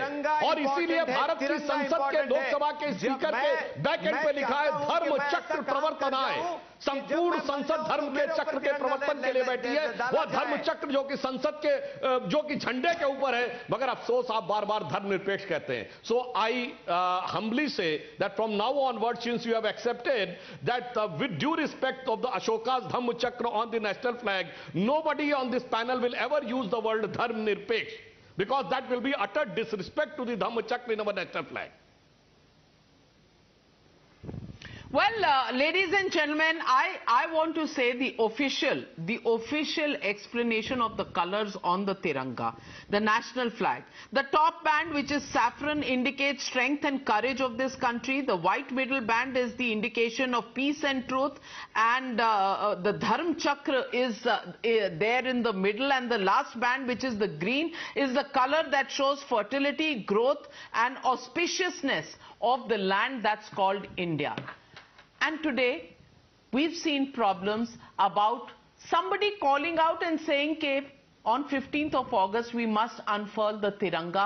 There is an objection to that. There is an objection to even taking the name of the saffron color, which is part of the Tiranga and represents courage and strength.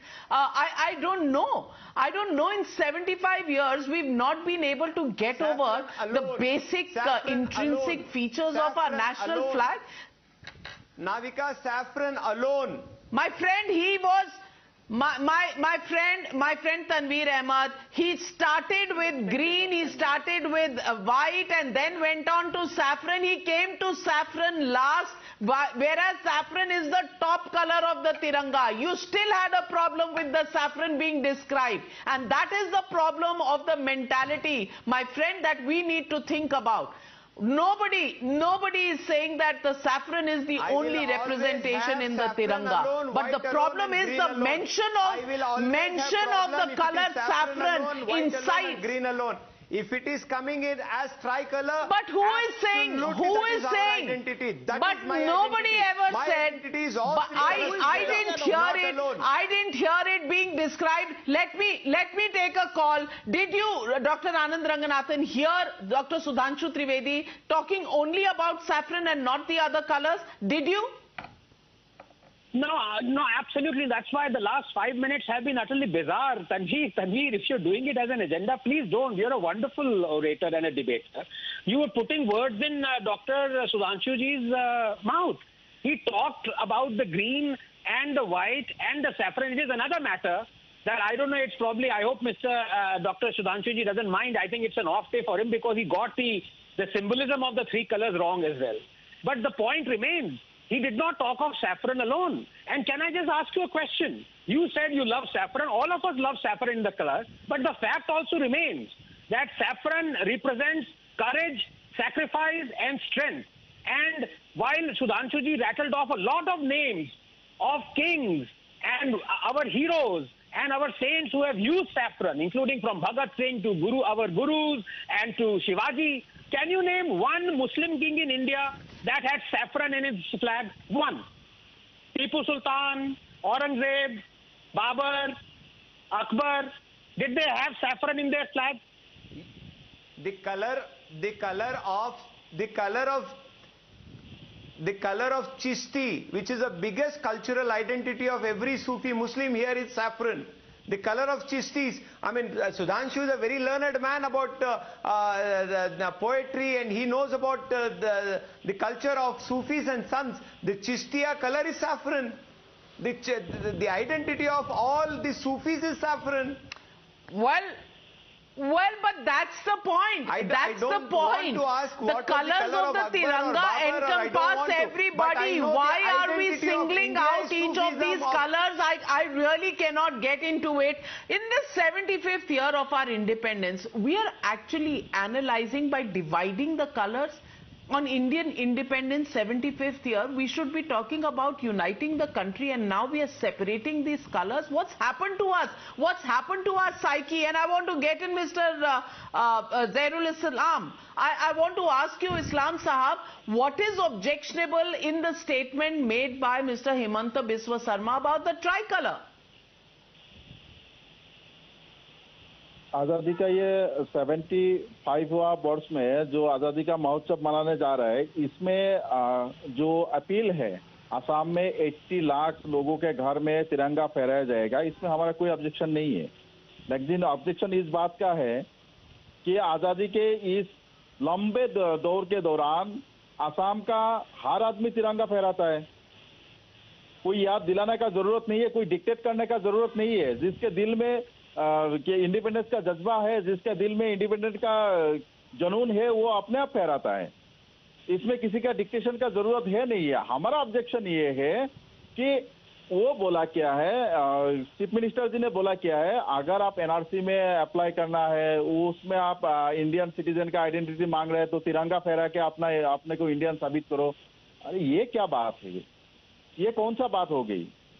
क्या बीजेपी वालों को देशभक्ति का doctor Sudhanshu Trivedi and Islam साहब अरे सब लोग celebrate करते हैं, लेकिन तिरंगा फैलाने के लिए अगर कह भी दिया तो ये बैन तो नहीं है ना।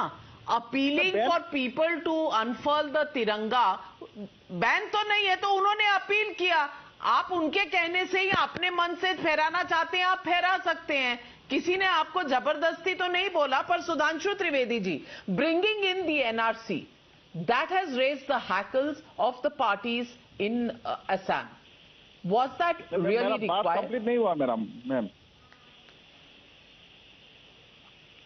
समय कम है। सुधांशु त्रिवेदी जी से आपका सवाल पूछिए। शर्मा जी हैज नॉट देखिए, first of all, Himanta Biswa Sarma ji has not issued any government order, or it should have become a compulsory for any and every citizen to. He has said this is the 75th year of our independence, so every citizen should come up.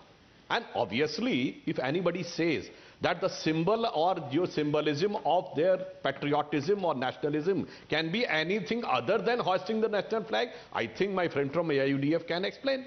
And as far as NRC is concerned, has NRC come during the BJP regime? NRC was envisaged during the Assam Accord in 70s, in 80s, 85. Then the process of NRC started when?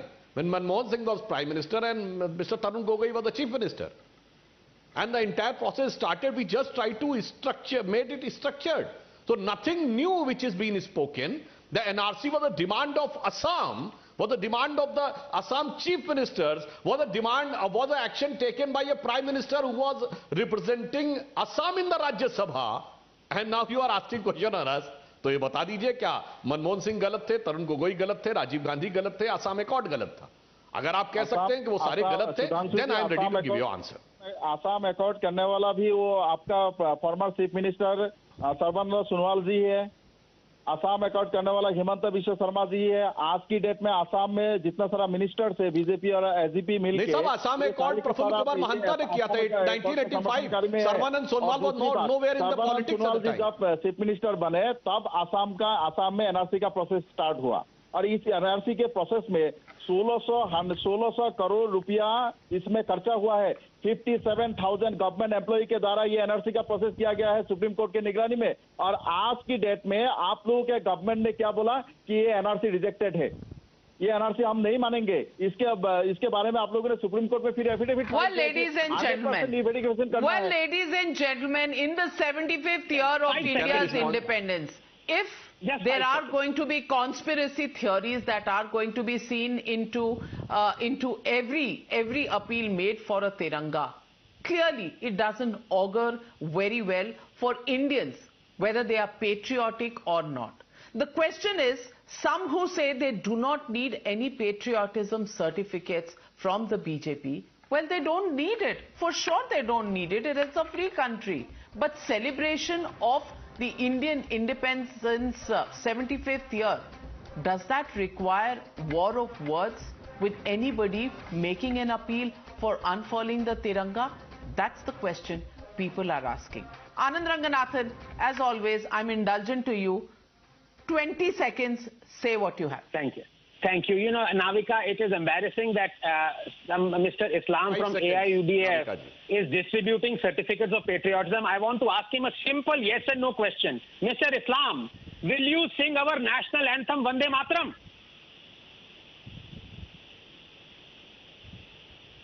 Like a BJP and RSS, that you are trying to... National song. आप भी मेरा exam लेने चाहते हो? National song. आप भी मेरा exam लेने बैठे हो इधर? Will you sing our national song Vande Mataram? Vande Mataram सिद्धांत क्या आप भी मेरा ये एग्जाम लेने के लिए बैठे हो इधर? It is so easy to expose this hypocrisy. इसमें एग्जाम क्या है? राष्ट्रगान है, राष्ट्रगान है। अभी ये सर्टिफिकेट बांट रहे थे, अभी ये कह रहे थे पेट्रियट कौन है कौन नहीं है। राष्ट्रगीत है, आप नहीं गाना। सुधांशु त्रिवेदी जी, राष्ट्रगीत भी नहीं गाना चाहते, बोलते हो वहाँ पे। नेशनल सॉन्ग ही वोंट सिंग। चलिए, ये भी आरएसएस की शाखा। देखिए, जो एक लाइन बस देखिए, राष्ट्रगीत पर जो आनंद रंगनाथन जी ने पूछा तो तिरंगे के सवाल के ऊपर मिस्टर इस्लाम का चेहरा बिरंगा हो गया। I just want to conclude with one sentence. Every citizen should have a feeling on this 75th year. विजयी विश्व तिरंगा प्यारा, झंडा ऊंचा रहे हमारा। श्यामलाल गुप्त पार्षद की वह पंक्ति जो हम लोग बचपन से सुनते हैं। बिल्कुल, झंडा ऊंचा रहे हमारा। And nobody, no amount of politics can take the pride that every Indian feels with the Tiranga. And clearly, in the run-up to our Independence Day, the 75th year, I think there is no room for controversy on the Tiranga. Thank you very much to my guests for joining me on this debate. On the other side, the big roadblock in Parliament. Ladies and gentlemen, it was day 3 of the monsoon session of Parliament and it rained disruption. No business done for the 3rd day running with slogans raised and the well stormed time and again. Both houses of parliament were repeatedly disrupted by the opposition demanding a discussion on price rise and GST. Not just inside the parliament but even outside the house. Protests erupted at the Gandhi statue, and this opposition satyagraha was led by Congress Member of Parliament Rahul Gandhi. This show of unity of the opposition against the centre prompted the first attack from Union Minister Smriti Irani. She singled out the Gandhi scion and listed his parliamentary track record of discord and absenteeism. Listen in to her no-holds-barred statement. As the Amethi MP, he never posed any questions in Parliament. Once he abandoned Amethi and went to Wayanad, his attendance in the winter session in Parliament 2019 was a meager 40%. A gentleman who has never proposed a private member bill in Parliament in his parliamentary journey, a gentleman whose entire political history has been dotted with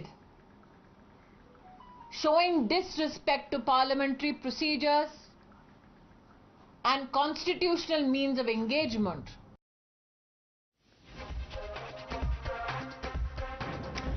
So joining this debate with Dr. Sudhanshu Trivedi, Anand Ranganathan, Sanjay Jha is Reena Gupta of the Aam Aadmi Party. My first question to you, Dr. Sanjay Jha. Attendance of Rahul Gandhi in this current Parliament's, life, 56%, national average is 79%, and he is a member of Parliament from Kerala. The Kerala average is about 86%. Number of debates, 5 for Rahul Gandhi. National average is about 35%. Kerala members of Parliament have 58% participation in debates. Number of questions, Rahul Gandhi 76, national average double of that, about 130. Kerala members average about 175. Private members bill, which Smriti Irani ji referred to, Rahul Gandhi 0, national average about 1. Kerala members of Parliament 2.6. I want to ask you, Sanjay Jha, is it just enough to tweet about Gabbar Singh tax? Is it enough to stand below the Gandhi statue and have placards in your hand and protest against the Prime Minister? Or is it important to raise these questions on the floor of the House? Questions which even citizens of India need answers to, whether it is inflation, whether it is the value of the rupee, whether it is unemployment, or whether it is the state of our economy. Why is there no debate? Well, Navika, I find BJP's obsession with Rahul Gandhi a deep pathological problem. I mean, there seems to have a visceral issue with Rahul Gandhi no matter what. And I honestly feel it's a big compliment to the Congress, because the Congress has 52 seats in Parliament. Rahul Gandhi is one of those 52 MPs. And he apparently, or allegedly based on Mrs. Irani's comment, is holding up the entire Parliament. This coming from a party, by the way, and I'm aware of that and so are you, obstructed the entire Parliament sessions on end, where the late Mr. Arun Jaitley actually came on television and said obstructionist politics that results in parliamentary destruction, obstruction or destruction is part of the BJP's political game plan. I mean, this is as blatant and brazen as it can get. And I want to point out here, this is the same Smriti Irani, and let's. So are you competing with the BJP in obstruction? Number one, are you competing? And you are saying the BJP is obsessed with Rahul Gandhi. Dr. Anand Ranganathan, isn't the Congress obsessed with Rahul Gandhi? Can they move? Anand, just take. Can they move an inch without checking with Rahul Gandhi? No, just give me 15 seconds, Anand. I will just make 2 points and then it's over to you. Sure. If you look at the issues here of price rise, if you look at the way democracy has been destroyed, Navika, today, the Supreme Court's statement on Mohammed Zubair tells you the kind of banana republic India has become under the BJP. This is the Supreme Court speaking. I mean, you know, we are witnessing a democratic deconsolidation. We are witnessing an economic mayhem, a government that refuses to listen to its own people. And if the opposition does not protest on the streets, where does it do it? In Parliament, we saw what happened the last time. The opposition were actually thrown out. Sorry, Anand, over to you. Thank you very much for the time. Yeah, no, thanks, Sanjay. Well, Dr. Anand Ranganathan, the same freedom of speech they cannot say for Nupur Sharma, but you know, Supreme Court on Zubair, there the freedom of speech is extremely important, but that's not the debate. The debate, let's come back to Parliament.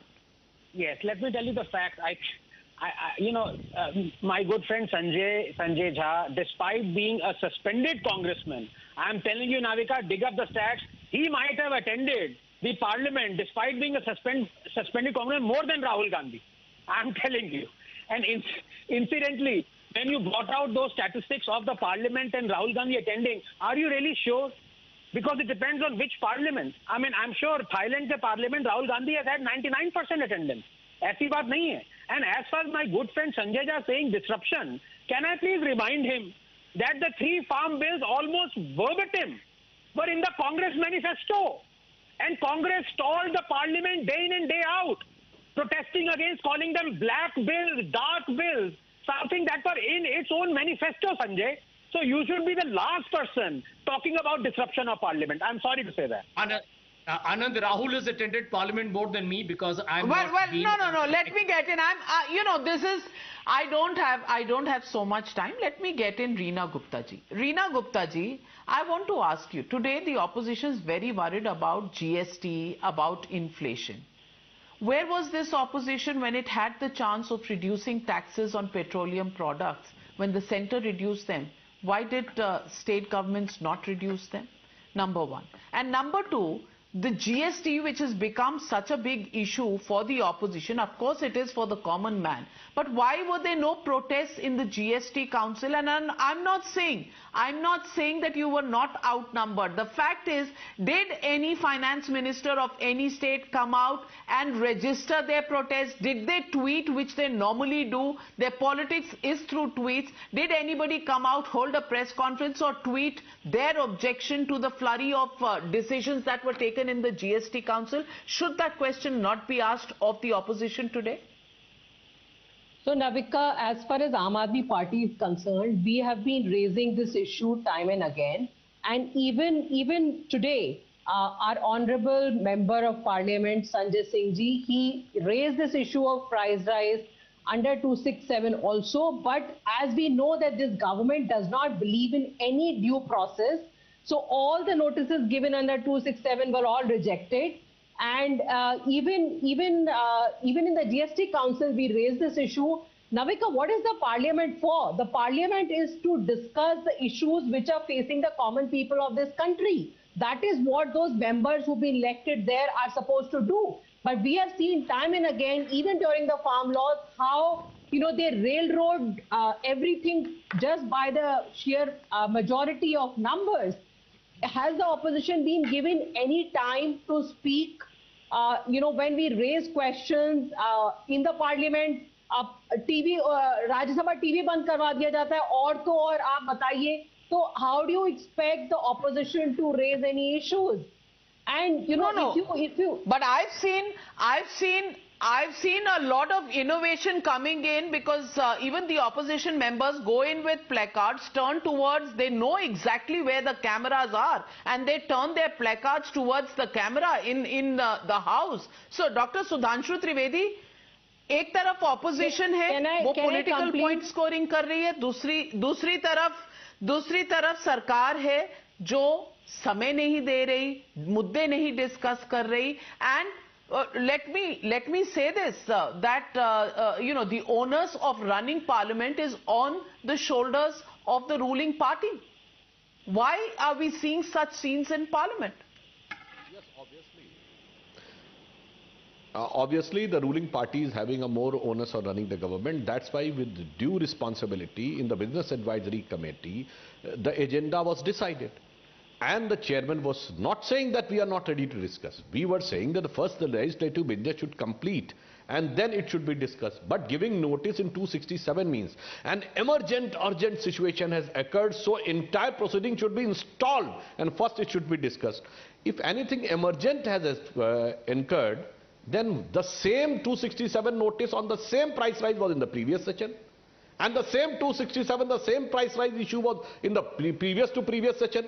तो भाई अगर एक साल से आ रहा तो it has become a situational, circumstantial policy matter rather than an emergence matter outside the purview of 267. और दूसरा example देना चाहता हूं. In the last session, it was budget session, and the discussion was going on finance bill. Then the chairman said, it is the finance bill discussion, and if you want to discuss the economy and the inflation, you speak whatever you want. In your allotted time, you can speak totally on inflation. But they said no. We stop the discussion on finance bill, then start discussing on economic situation and price rise. As a second example, in farmers bill, they installed the parliament on the issue that it should be repealed immediately without discussion. We were saying we want discussion. They said no discussion, it should be repealed. When Prime Minister announced the withdrawal and we brought it is to be repealed, then they again installed the parliament that why it is repealed without discussion. तो समझ ही में नहीं आता भाई, discussion चाहिए या non discussion चाहिए. And finally on the Congress, I would like to say Rahul Gandhi ji is an outstanding parliamentarian. Now, let me complete one sentence. Rahul Gandhi ji is an outstanding parliamentarian because he is always finding outside, after every session of parliament, standing outside the country. Sometime in Bangkok, sometime in Germany, sometime in Britain, sometime in America, and then sometime giving tweets from an undisclosed location in anywhere in the world.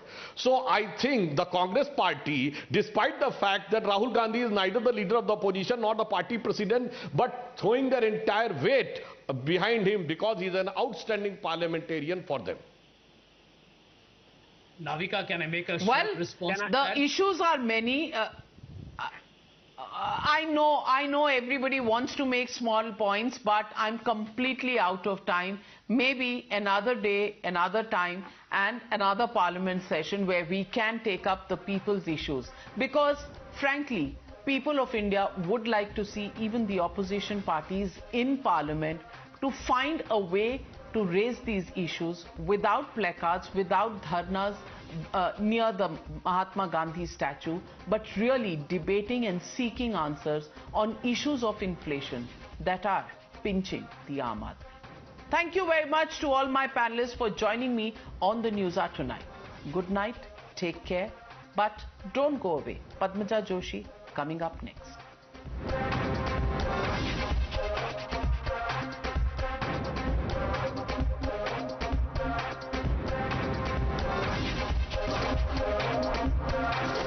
The News Hour at 9 will be right back after the break.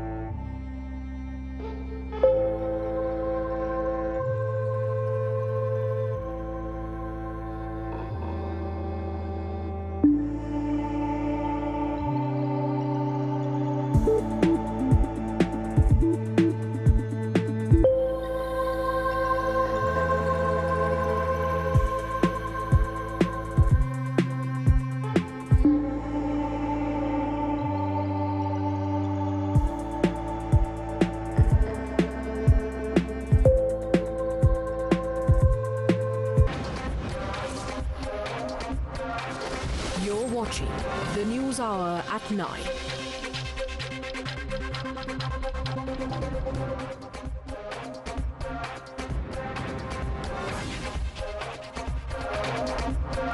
You were watching the News Hour at 9. Stay tuned.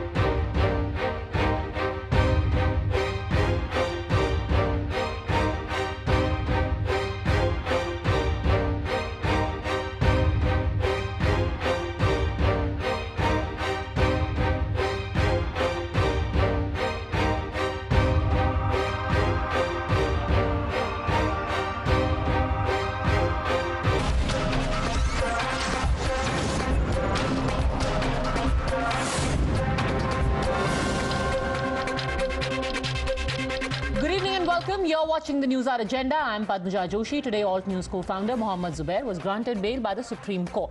The court also asked for all the FIRs against him to be clubbed and transferred and the investigation to be done by the Delhi Police's special cell. The bench also disbanded the SIT, or the Special Investigation Team, that had been formed by the Uttar Pradesh government to investigate Zubair. But this bail was preceded by heated arguments in court where the UP Government Council made serious allegations against the fact-checker. Garima Prasad, senior advocate and AAG to the state of Uttar Pradesh, told the court that Mohammad Zubair's designs were apparent and that for his tweets he had admittedly received monetary benefits to the tune of 2 crore rupees. She also said that Zubair in fact was not a journalist and he tweeted things selectively in order to create communal tension. Furnishing examples of how such things had been done specific to Uttar Pradesh, including in Loni, the council also argued that the fact-checker was booked not just for his tweets, but the violence that followed. However, the court eventually ruled that there is no justification for his continued custody, especially because he has already been subjected to a sustained probe. Seeing no reason for the deprivation of his liberty, the court also cautioned that existence of power to arrest must be pursued very cautiously. Soon enough, the ruling resulted in a chorus of vindication and claims that Zubair had done nothing wrong to begin with, that he was targeted not for his actions, not for what he said or what he tweeted, but only because he was a Muslim and because he had dared to stand up to the government. This is very welcome, and now people will have faith in our judiciary. For no reason he was apprehended, and just that he used to thrash out, and he had not committed any mistake, but this is a high-handedness and political vendetta of central government that he was arrested. And just government wanted to send a signal across the country that nobody should speak anything. People should keep their mouths shut. Zubair के मामले में supreme court के आदेश का हम सम्मान करते हैं, लेकिन किसी भी मामले में जमानत मिल जाना यह आधार नहीं तय करता है कि किसी व्यक्ति ने कोई अपराध नहीं किया है। जुबैर के मामलों में ट्रायल पूरा होगा और ट्रायल के बाद कोर्ट यह तय करेगी कि जुबैर का अपराध कितना गंभीर है और उसको कितनी सजा दी जाए। I think Supreme Court has clearly stated in the judgment that there is no justification to keep Mohammad Zubair behind the bar. The Bharatiya Janata Party government is repeatedly trying to propagate hate monger, and it is a very good decision by Honorable Supreme Court. Zubair के बारे में पता चला कि उसको hate speech फैलाने के लिए करोड़ों रुपए विदेशों से मिलता है, भारत के अंदर से मिलता है। जुबैर को इसी काम करने के लिए, भारत में केवल तनाव फैलाने के लिए सोशल मीडिया के जरिए लगातार यहां पे मजहबी उन्माद फैलाने के लिए देश से भी फंडिंग होती है, विदेशी फंडिंग होती है। आज उसको सुप्रीम कोर्ट से बेल मिल गई। क्या वास्तव में कानून सबके लिए बराबर है? क्या वास्तव में रूल ऑफ लॉ एग्जिस्ट कर रहा है? So does the bail given today show that the probe that was conducted against him, the cases that were filed against him, were fishing and roving in nature? Can the UP government prove the very serious charges that have been made by them, that the tweets that were written by Mohammad Zubair were not just about fact-checking but about fanning hate? Or can they prove the charges of how money was being taken to create content that would result in violence? And finally, will the cautionary note of existence of power of arrest being pursued cautiously set a precedent for the future as well? And will this apply equally to other recent high-profile cases? You're watching the News Hour at 10, debate number 1 on Times Now, Super Prime Time. Joining us now, Ahmed Ayaz, lawyer and political analyst, Gokul Chandran, political analyst, advocate Tausif Ahmed, Tushar Gupta, senior editor, Swarajya. My first question is to political analyst Karan Verma. Very early on in the investigation, the counsel for Mohammad Zubair had said that this is a fishing and roving inquiry. Has that been proven by the bail given today? Karan Verma. Well, first of all, bail is no medal of honor, and it has in no way absolved him of his alleged crimes.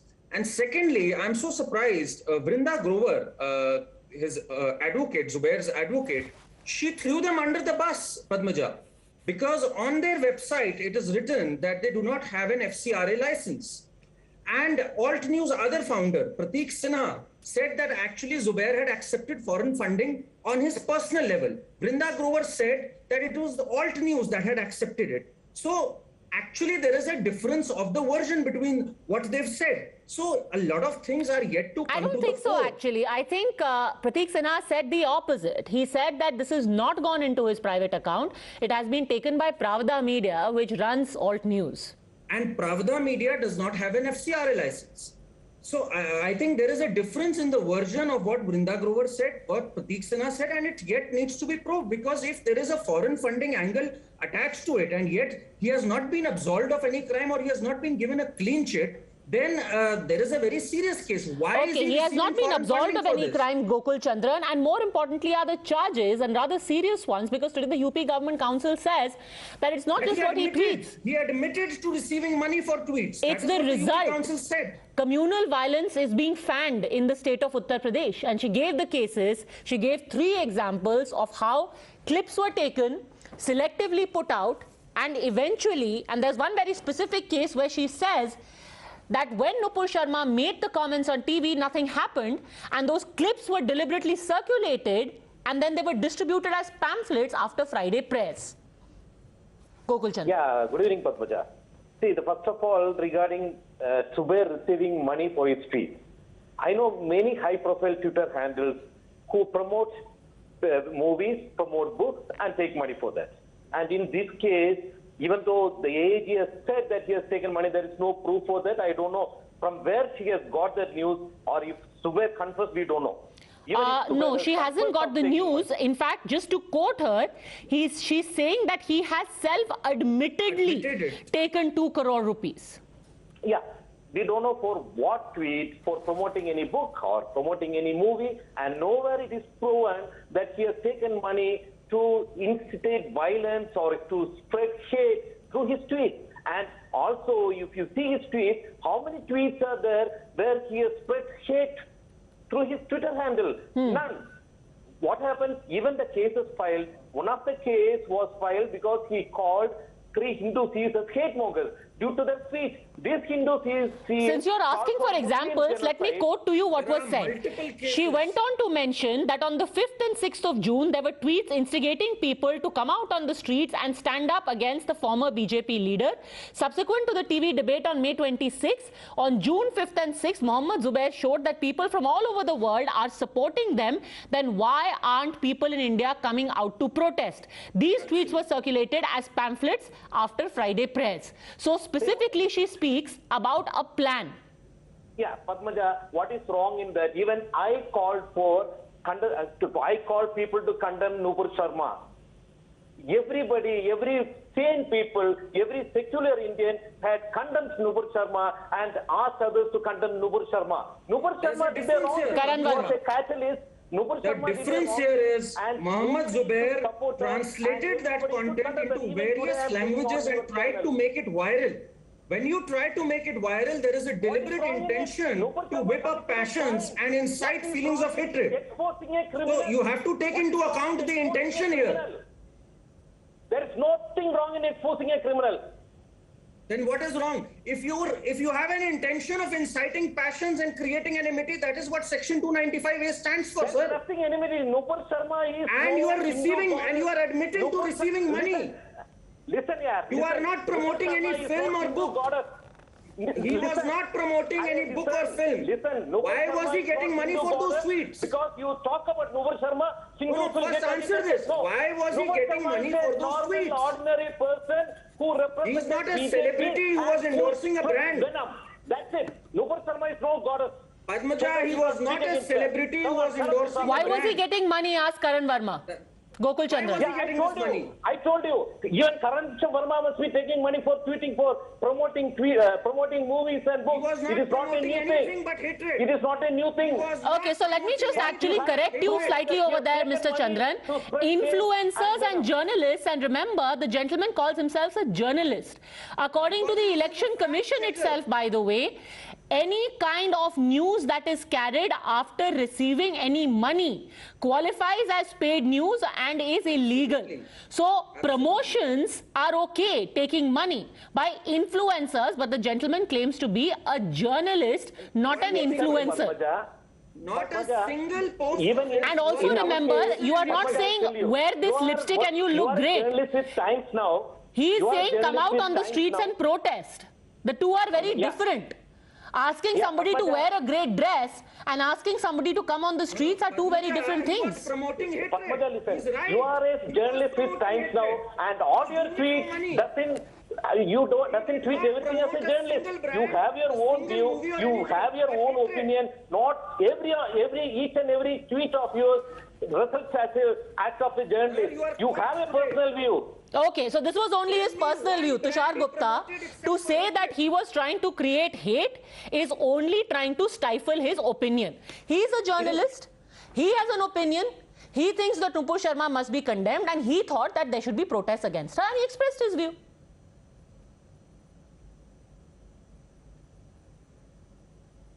Of course, I wish, Padmaja, we all had the optimism and naivety of Gokul Chandra. It would be a la-la land. Nevertheless, See, it's for the courts to decide if Zubair has to be on bail or not. It's for the courts to decide if Nupur Sharma has to be on bail or not. What worries me is the different yardstick that has been used for the two of them. When Nupur Sharma made her first plea to the apex court, she was called a loose tongue. And she's the woman who's been silenced into fear. Of course. There were people who were threatening her with gang rape. There were people who were threatening her family. There were people who were threatening the people who were supporting her statement. And yet the Supreme Court said this woman has a loose tongue.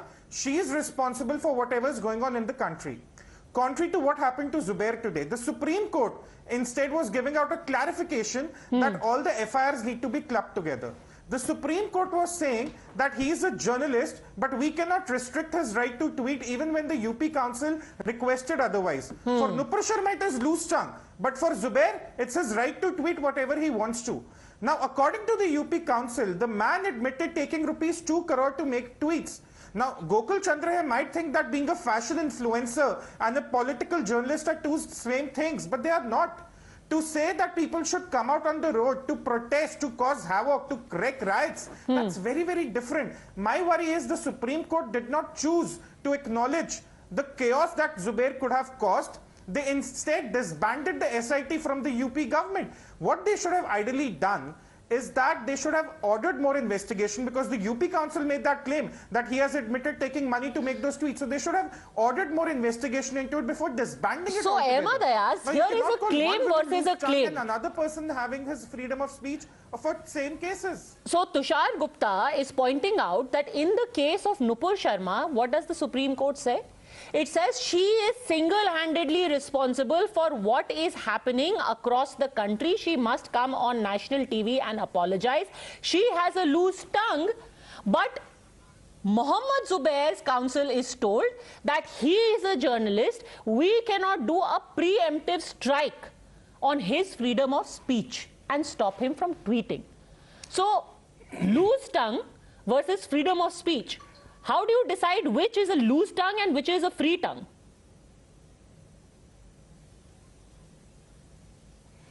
See, Padmaja Joshi, while discussing the issue, we never take sides or we mean to defend someone who hurts the religious sentiments or takes illegal money. But the point here is very, on plain reading, one can understand the treatment meted out to the two. In case of Nupur Sharma, the statements, the comments she made are more serious in nature than that of the Zubair, who is a journalist and who has made some opinion. But still, I never mean that whatever he has done may not be How do you decide wrong. who has a more serious comment and who has a less serious comment? Let me actually quote to you. I'm sorry, how do we define that? Because Tushar Gupta. How do we define that? No, Padmaja. Because we know what Nupur Sharma said. Absolutely. No, hold on. I can tell you say that what Nupur Sharma said was more serious. But find me one person, sir, who's been threatened because he supported Mohammed Zubair. Find me one person who's been given threat calls. Find me one person who has been beheaded for supporting Mohammed Zubair. On what yardstick are you saying that what Nupur Sharma said was more serious than what Mohammed Zubair said? Let the courts decide. You don't decide that. At the stage, I don't go beyond the statement given by the comments made by the Nupur Sharma. What has happened thereafter, of course, that also is an issue which we need to condemn. We never say that also is right. But the point is the yardsticks applied in case of Nupur Sharma. You cannot say that her comments are more serious because of the result that it had. This is like saying, Mr. Ayaz, hold on a second. Just to make an analogy, you are saying that if your car grazes against that of another and that person comes out and shoots you, you are responsible for the shooting because you grazed the car. That seems to be a very strange reasoning, saying Nupur Sharma is the more serious offender because after she said there was violence. This seems to be a very strange logic. I am asking you a simple thing. There were comments made by Nupur Sharma. She has a loose tongue and she is single-handedly responsible. There are comments made by Mohammed Zubair, and I'll give you an example which was quoted in court. I quote, He made a tweet in which an old man was a taweez maker in Ghaziabad, and he was beaten up. This man comes forward and filed an FIR against unknown persons. Till here, no communal tension existed.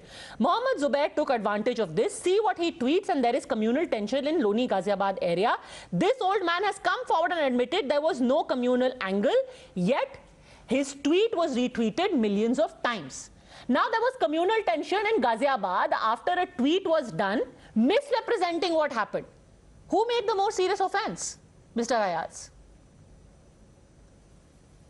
See, to say that Nupur Sharma has it has been done as a loose tongue, I don't think it is so. Why? Because she is a lawyer in the Supreme Court. More so, she is the spokesperson of the Bharatiya Janata Party, the largest party in the country. To say that she had no hold on the tongue, I think it's not but sir, fundamental duties and fundamental rights are applicable to all, and the CRPC is applicable to all. You cannot say that she is the spokesperson, so she needs to uphold the CRPC and the law of the country, but other people can violate it because they are not. Everyone has to follow the law equally. Your offense doesn't become any less grave because you are not the spokesperson of Bharatiya Janata Party. The question is, no. Padmaja, I have a point here. If Nupur Sharma was the Muslims, why was she not arrested? If by chance the Zubair has heard the sentiments of the other community, how was he arrested? That's what I say. There are two. Why was she not arrested? Well, didn't the Supreme Court today itself say that the power of arrest should be used sparingly? That is what the Supreme Court today said while releasing Mohammed Zubair, that the power of arrest, the existence of power of arrest should be used sparingly. Tushar Gupta. Why was not it done in the case of Nupur Sharma? If you could do it in the case of Zubair, why was it not that we cannot restrict when it comes to Mohammed Zubair tweeting? Ayazji, one second. Many things out of it. Okay, just a second. Tushar Gupta, before you come in, I want to just make one fundamental thing clear. You are saying, Mr. Ayaz, and you are notably angry about the fact that Nupur Sharma hasn't been arrested so far. You want that she should be arrested?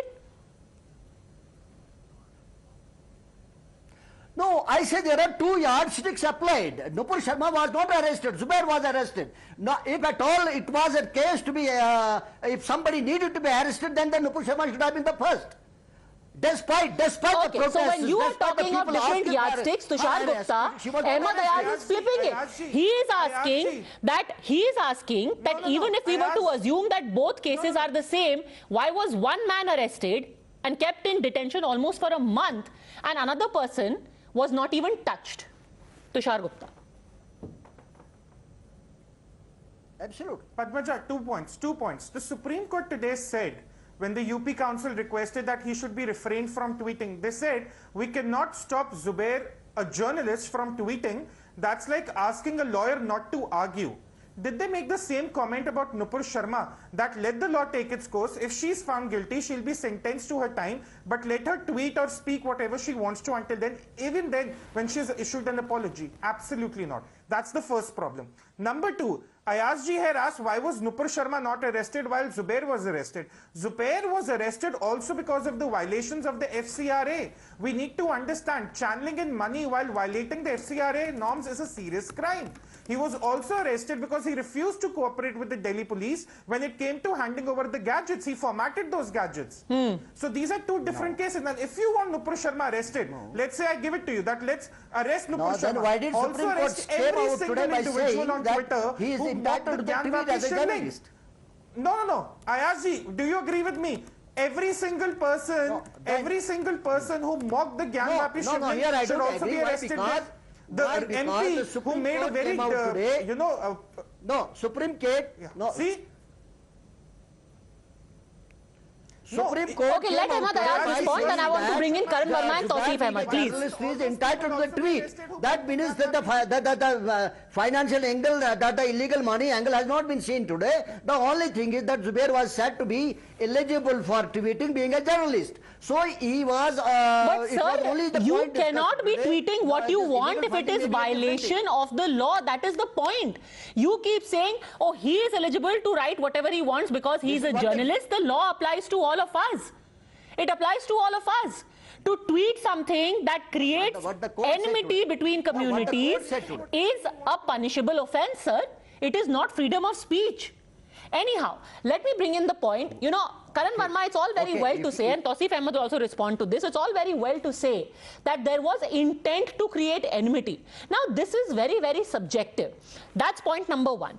Point number two, today the UP government stands accused of doing the same thing that has been opposed in the Nupur Sharma case. Multiple FIRs, one after the other. He gets bail in one, there is another. Lakhimpur, then Hathras, then Sitapur. This seems to be an abuse of the law. Look, first of all, I appreciate the fact that the Supreme Court has actually clubbed all the FIRs. I wish that had happened in Nupur's case, which is now going to be heard on 10th of August. But you must understand, Zubair's case is totally different from Nupur's. Zubair has been a habitual offender. I mean, there are multiple instances of tweets, or the incident in Loni, as you pointed out, or another incident where he called some Hindu sayers or someone as hate mongers. So there are multiple FIRs, multiple angles to it. It was clubbed, I welcome that, but there is a difference here. And so let me ask you this, you know, when you are in a specific case, some of those complaints are pretty thin. Like making a comment about somebody like Bajrang Muni, who, let's face it, gave incendiary speeches. Now to use a certain terminology for him and saying that he is, you know, hurting sentiments, really, you think Bajrang Muni and him being called out is hurting anyone's sentiments? Is it hurting your sentiments, Karan Verma? So these seem to be very thin cases. It's not. Look, there's a very nice precedent in this, Padmaja. MS Dhoni, just 1 second, just 10 seconds. Last 10 seconds to Karan Verma, then Tausif Ahmed, I'm coming to you only. Yeah, MS Dhoni did a commercial in which he unintentionally hurt some sentiments. And there was a case against him, and the court made this pronouncement that because it was done unintended, we can't take this any further. So intention matters. When Zubair deliberately tweets something and tries to make it viral, when he creates tension in an area which is already charged up, then you know what his intention is. Okay, so the intent ultimately is under scrutiny, even though, Tausif Ahmed, it is being called a fishing inquiry. Tausif Ahmed.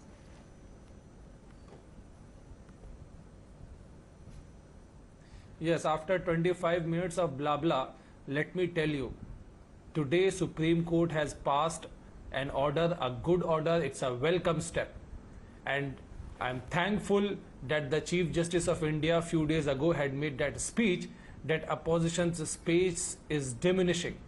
Zubair is one journalist who worked as a fact checker, who had exposed the lies of the ruling dispensation. He had taken opposition's stand, and that is why he was put behind the bars. And today Supreme Court has recognized that he was being harassed by the multiple FIRs on the self-same ground. That is why Supreme Court today turned down the demand by the UP government's council that he should be banned from tweeting any further.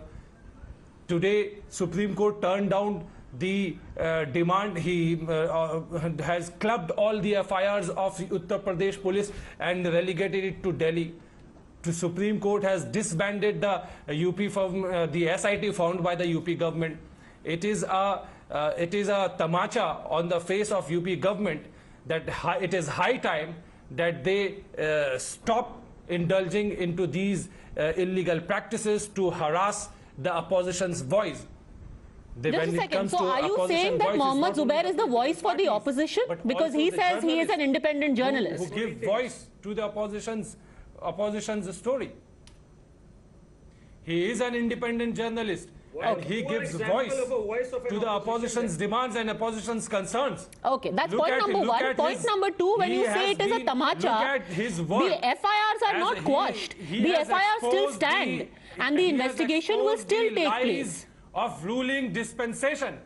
Ruling dispensation tells lies, repeated lies. But tell me this, just a second, Tushar Gupta. Tell me this, Mr. Ahmed, because you yourself are a lawyer. Ruling dispensation is not pleased with Zubair. Today. And that is the reason he was being harassed by Uttar Pradesh police. Okay, so today, if all of these cases are rubbish, they would have been put in the rubbish bin. Clubbed all their FIRs and sent it, and even given liberty to Zubair to approach Delhi High Court for quashing all their FIRs. Tushar Gupta, tamacha.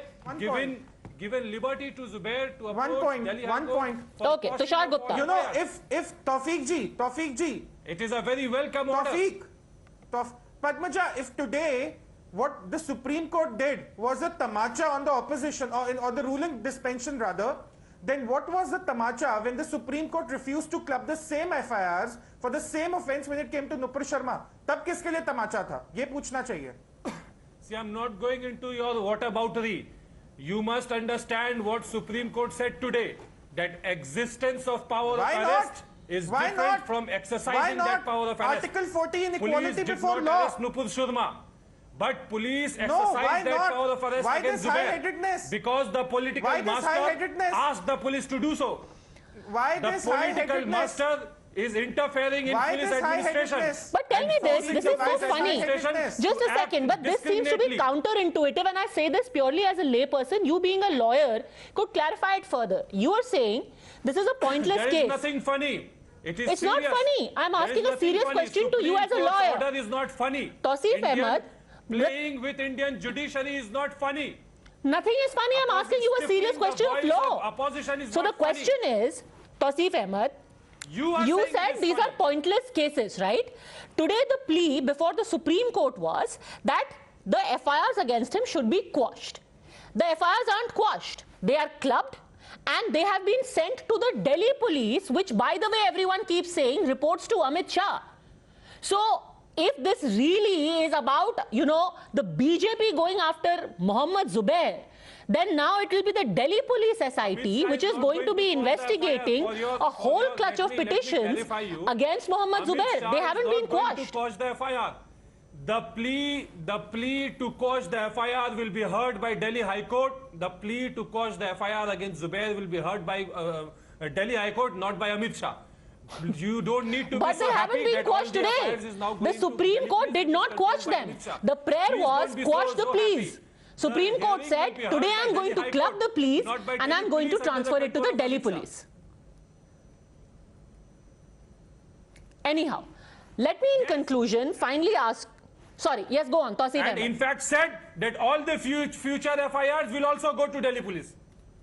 Okay, final point from you, Karan Verma. And also given the liberty to approach Delhi High Court for quashing of FIRs. Okay, final point, Karan Verma. Well, the violation of FCRA norms is a serious offense and it is a watertight case. Let's see how the trail is established. He has admitted to taking money for tweets. What was he promoting? Nobody can answer yet. If not hatred, what else was he promoting? So these are serious charges and in no way has he been absolved of any of these charges. That's the bottom line. Also, a legal opinion, do you think, Tawseef Ahmed, that the same standard which is applied today, saying that arrest should not be misused, should now set a precedent for other cases, including that of Nupur Sharma?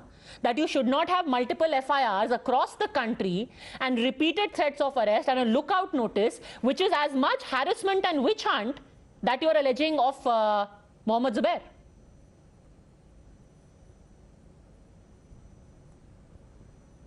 You are absolutely free to take sides with Nupur Sharma, to defend Nupur Sharma, to speak in favor of Nupur Sharma. But sir, I'm asking for your legal opinion. If you are saying that multiple FIRs are a witch hunt, Nupur Sharma applies or not, then it should apply to everyone. Irrelevant.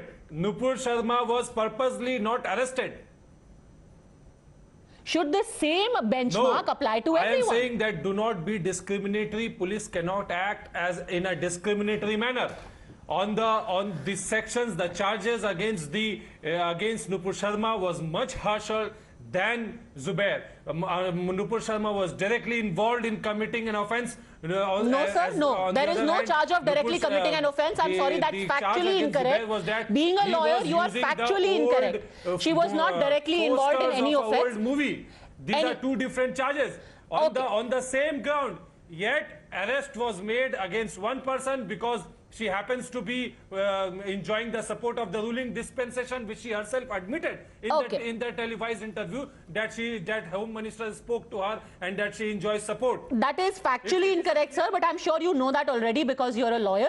The charges against the two are exactly the same, that of promoting enmity. There is no charge against either of directly being involved in any kind of violence or any kind of illegal act. Anyhow, This is going to be interesting because we are at a juncture where we're talking about freedom of speech vis-a-vis incitement, journalistic freedom vis-a-vis what is responsible and what is irresponsible, and there are two cases which seem to be going almost parallelly to each other.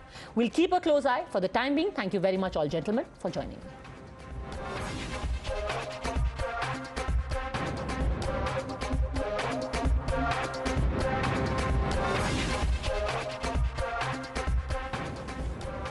Now, as India celebrates 75 years of its independence, the centre is marking the occasion as the Azadi Ka Amrit Mahotsav. Among various plans to commemorate the occasion is the unfurling of the tricolour in every household between the 13th and 15th of next month.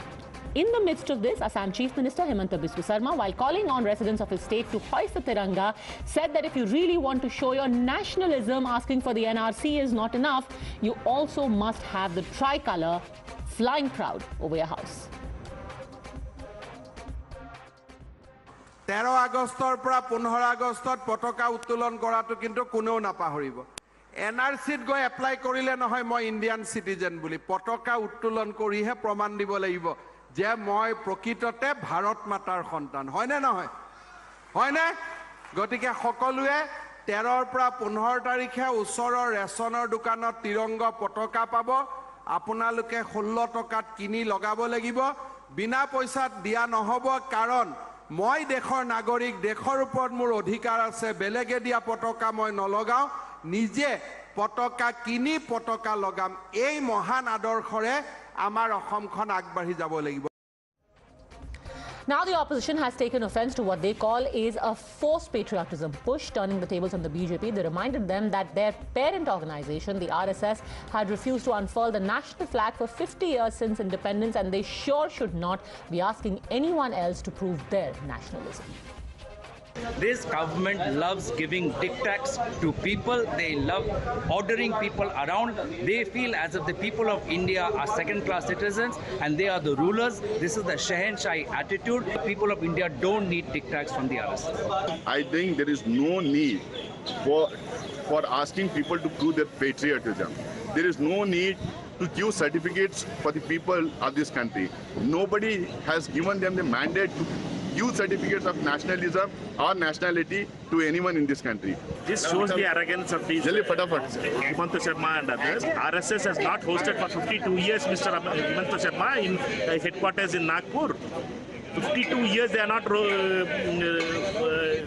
Tiranga in Nagpur. You ask the RSS fellows to first put Tiranga in their house. मैं उनको question करना चाहता हूं, आप जो citizenship amendment act के जरिए जो विदेशी को आसाम में लाके आसाम को डस्टबिन बनाया 10 भी इंडिया का फ्लैग लहराएगा तब भी तो विदेशी है नागपुर में आरएसएस के हेडक्वार्टर में आफ्टर इंडिपेंडेंस सालों साल वहां ये तिरंगा को नहीं लहराते थे You're watching the News Hour at 10, debate number 2 on Times Now, Super Prime Time. We're joined by Tausif Ahmed continues with us. Champak Kalita, General Secretary and Spokesperson of AIUDF is with us. Gokul Chandran also continues with us. Tushar Gupta also continues. But my first question is to you, Dr. Aprajita Sarangi, MP and National Spokesperson of the BJP. Why must people prove anything? For years we've celebrated Independence Day. You want to celebrate it? Fly the tricolour. Don't want to celebrate it? Don't fly the tricolour. Sleep through the day. Why does anyone need to prove anything?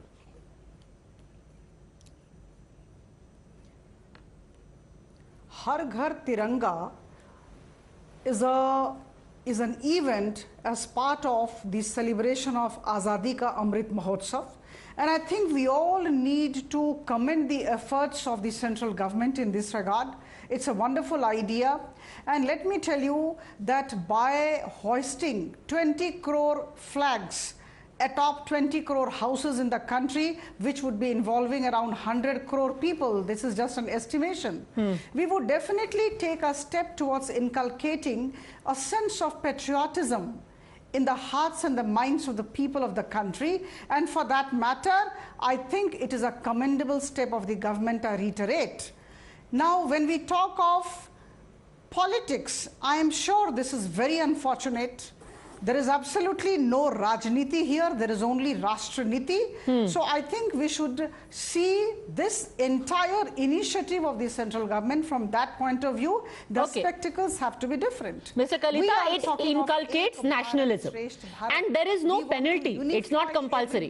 आपको करना है, आप करिए. Patriotism.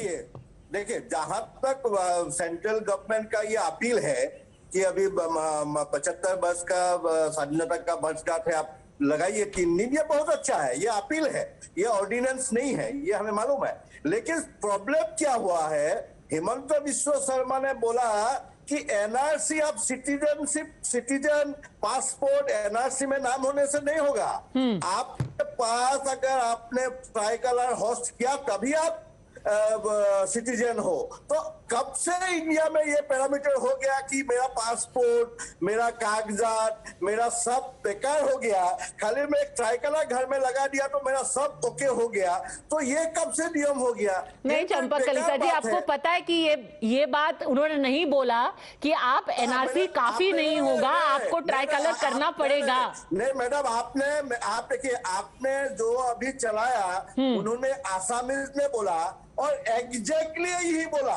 मैं असमिया हूँ, मुझे Assamese आती है. उन्होंने और एक चीज बोला कि भारत माता की संतान, हम असम माता की संतान है. भारत मेरा मुल्क है लेकिन मेरा मातृभूमि असम है. भारत माता की जय बोलना मेरे लिए गुनाह है क्योंकि मैं असम माता की जय बोलता हूँ. Okay, Aparajita sarangi.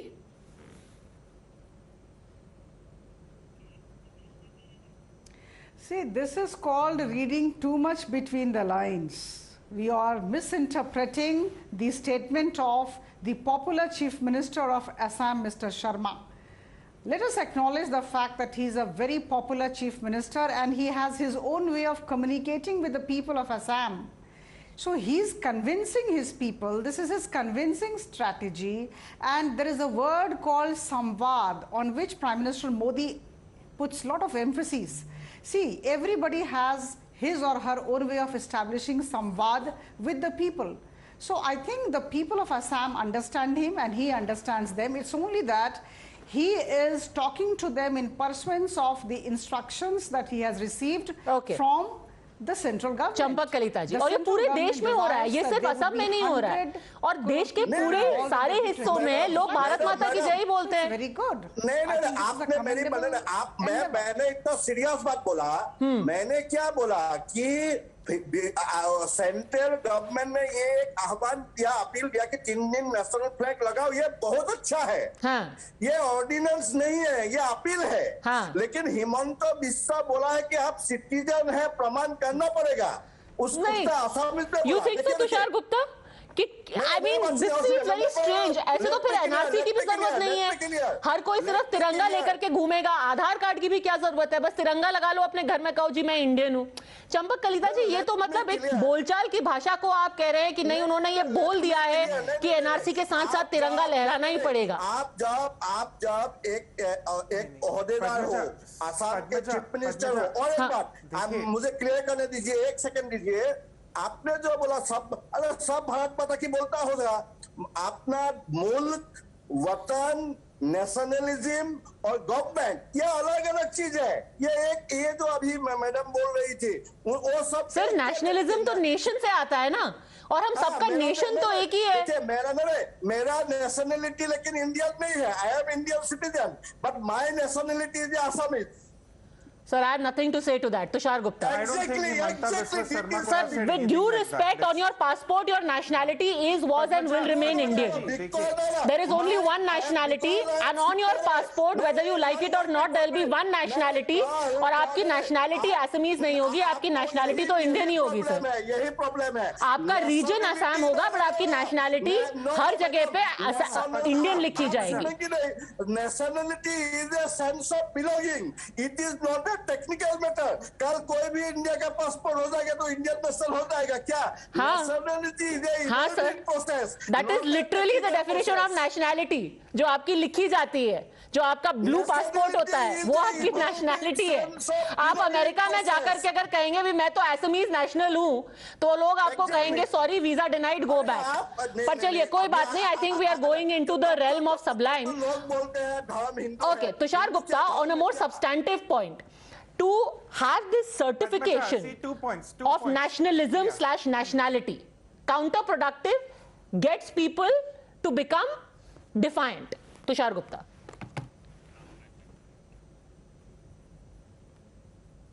No, absolutely not. See, हर घर तिरंगा 20 करोड़ तिरंगे लगाने की बात हो रही है। देश की आबादी 130 करोड़ है, तो चाहे 110 करोड़ लोग तिरंगा ना भी लगाएं, सरकार कोई पनिशमेंट नहीं कर रही, कोई फाइन नहीं कर रही, और खुशी का मौका है 75 साल इंडिपेंडेंस के। Padmaja, if you look back in 1947, our colonizers, the Western nations, all predicted us to fail.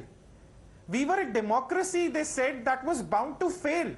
In the last 75 years, we have seen civilizations collapse. We have seen democracies collapse, especially in the Middle East. We have seen Western democracies going from bad to worse, and we have thrived. And we are going to thrive in the future. For me, when you talk about 20 crore tirangas, it's about happiness of making 75 years and proving all those Western nations and commentators wrong who predicted doom for us in 1947. So, Tawseef Ahmed, sometimes you just need a unifying symbol. NRC का मतलब है head count. Isn't this Azadi Ka Amrit Mahotsav more like, say, the 4th of July celebrations, where Americans get together, they drape themselves in their flag, they fly the flag on their house, they have fireworks. Now it's like saying, bhai, why are you forcing nationalism on Americans?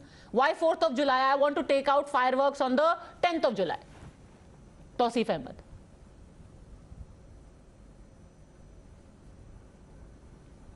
You see, let me first quote Himanta Biswa Sarma from your channel's reporting, what he exactly said, because you were disputing it just a few moments ago. He said, as is quoted by your channel, applying for the NRC to say that you are Indian citizen is not enough. You have to give proof by hoisting the tricolour that you are genuine children of Bharat Mata. That means if you do not fall in line, if you do not follow the orders of Assam CM and do not purchase 16 rupees flag from the ration shop that he is going to provide, then you are not a genuine children. So he is the one who is giving this certificate. And what he said that we will not take it for free because we have an obligation towards the country. All right. Then what you are saying that 20 crore tiranga, if you multiply it by 16 rupees, 320 crore rupees. What is he going to do with that money? He must explain. Why is he collecting this money? Secondly, putting a price tag to the certificate of patriotism for rupees 16 is very cheap. The national tricolour is an emotion that you have to inculcate in yourself as a culture. The national tricolour is a message of inclusiveness, where each color denotes certain qualities that Indian citizen must have those qualities. But all of this, people from Himanta Biswa Sarma, who comes from a camp of RSS, which refused to hoist national flag for 52 years, will never understand. So, they Mr. only Ahmed, understand the language of money, and what is your objection? Your objection is that why are they taking money, or they are taking too little money, for an for somebody, or why are they making you hoist the flag? What are you objecting to? That they are making you hoist the flag, or requesting you to hoist the flag, or that they are charging you for it, or they are charging too little for it? I know you will not. Yes, I understand. No, I understand that you will not comprehend whatever I have said. So I will repeat it again. No, first, explain it. Don't repeat it. I heard what you said very clearly. Of patriotism. What is your problem exactly? To put a price tag. Secondly, when he talks about money, then it 16 multiplied by 20 crores. Someone who is collecting money. Sir, you please pay 16 rupees at the ration shop and go and give a check to relief fund, to National Relief Fund of 1 lakh rupees. Nobody is putting a price to your patriotism. Where that money is going, he must disclose where that money will go. And also, I am saying that the Tiranga is an emotion, and he himself has failed to imbibe and inculcate. So why don't you want to show that emotion on Independence Day? That is the question. Therefore, I don't expect a person like him who comes from the camp of RSS, someone who comes from the camp of RSS, which has failed to hoist Tiranga for 52 years. Well, if you think the Tiranga is an emotion, then please feel free to display that emotion on Independence Day, Gokul Chandran, rather than feeling, bound down by it. Good evening, Padmaja. Good evening, sir. Very sorry for my video. I am sitting in dark in central Delhi. There is no power for last 30 minutes, and I want to convey to your viewers that is the state of Delhi. Okay, coming to the point. See, what Mr. Himanta Biswa Sharma is telling is that you have to hoist national flag to prove your patriotism. See, if you remember a few years back, nobody was supposed to hoist a national flag at their home. And it was a Congress MP who fought for that right. Yeah.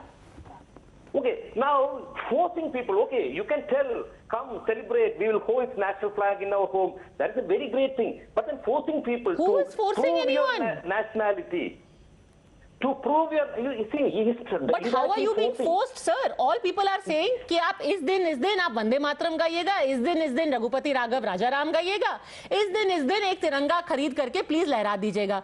और देखिए light भी आ गई. The moment I said तिरंगा, congratulations. Thank you. See, Padmaja, I'm not telling he was directly forcing people, but indirectly he was forcing people. So people were under pressure from the words of Himanta Biswa Sharma. Acha, अब तो अभी national flag नहीं लगाएं तो. The other thing is that in Assam there are no roofs. The flood has taken away houses and roofs, and still he want to put flag in the rooftop. But he should arrange roof for the people to put flag in the rooftop. Okay. So indirectly he is telling people. So people will think, अच्छा हम लोग नहीं लगाए तो हमको तो Indian citizen नहीं मानेगा. So we have to do something. There is a state of affairs that is going on in Assam. Let's be very clear that nobody can take away the citizenship of any citizen of our country with or without the tricolour. But like Tausif Ahmed has very eloquently said, it is not about the tricolour, it is about the emotion that it represents. Nobody can force an emotion on you. It comes from within, and I'm pretty certain everyone here on this panel and those watching already have that emotion. The rest is all politics. Thanks very much, all gentlemen. Aprajita Sarangi for joining me. Thanks for watching.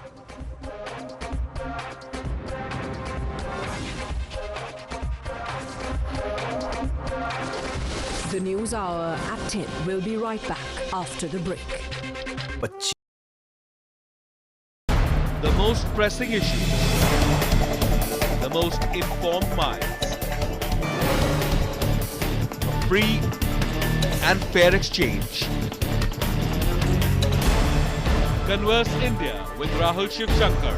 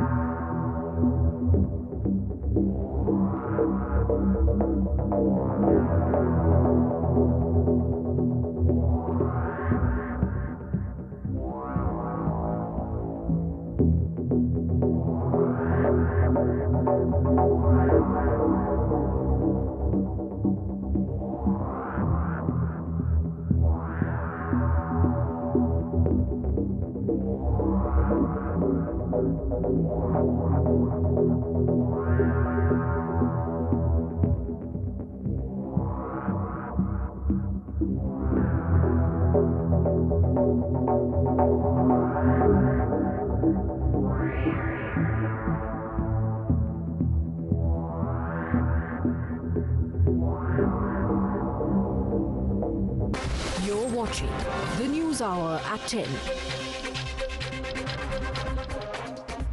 India to get a new president on Thursday. Results will be out for presidential race between NDA candidate Draupadi Murmu and opposition nominee Yashwant Sinha. Counting of votes will begin at 11 a.m. in Parliament. Renowned athlete P.T. Usha takes oath as Rajya Sabha member. Usha, who redefined athletics in India during the 1980s and 1990s, was nominated to the upper house on 6th of July by the centre.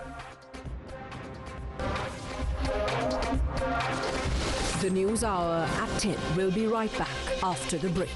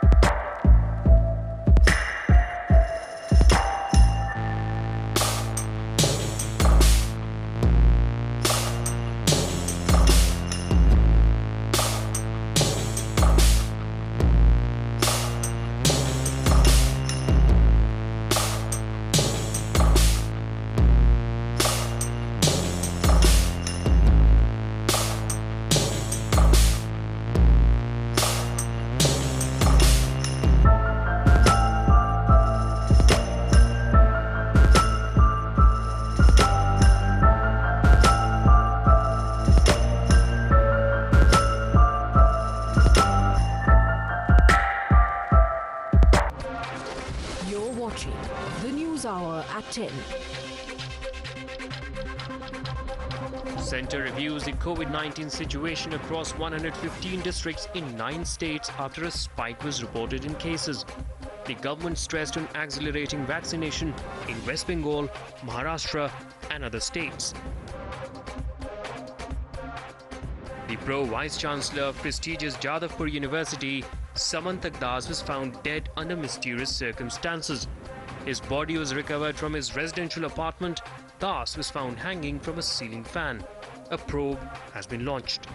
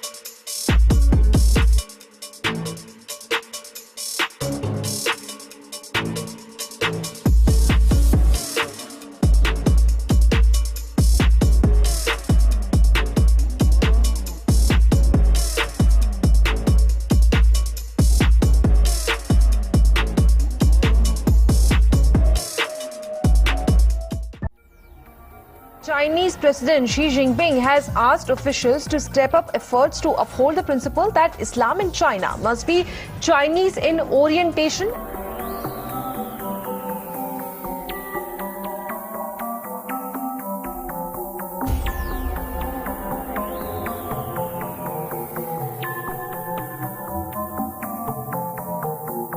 When Xi Jinping himself says that if you have to be Muslim, you have to be Muslim in a Chinese way, this is a very clear indication of the fact that we tell you how to be Muslim. You are Muslim, but we will tell you what being Muslim is like, otherwise it's too bad for you.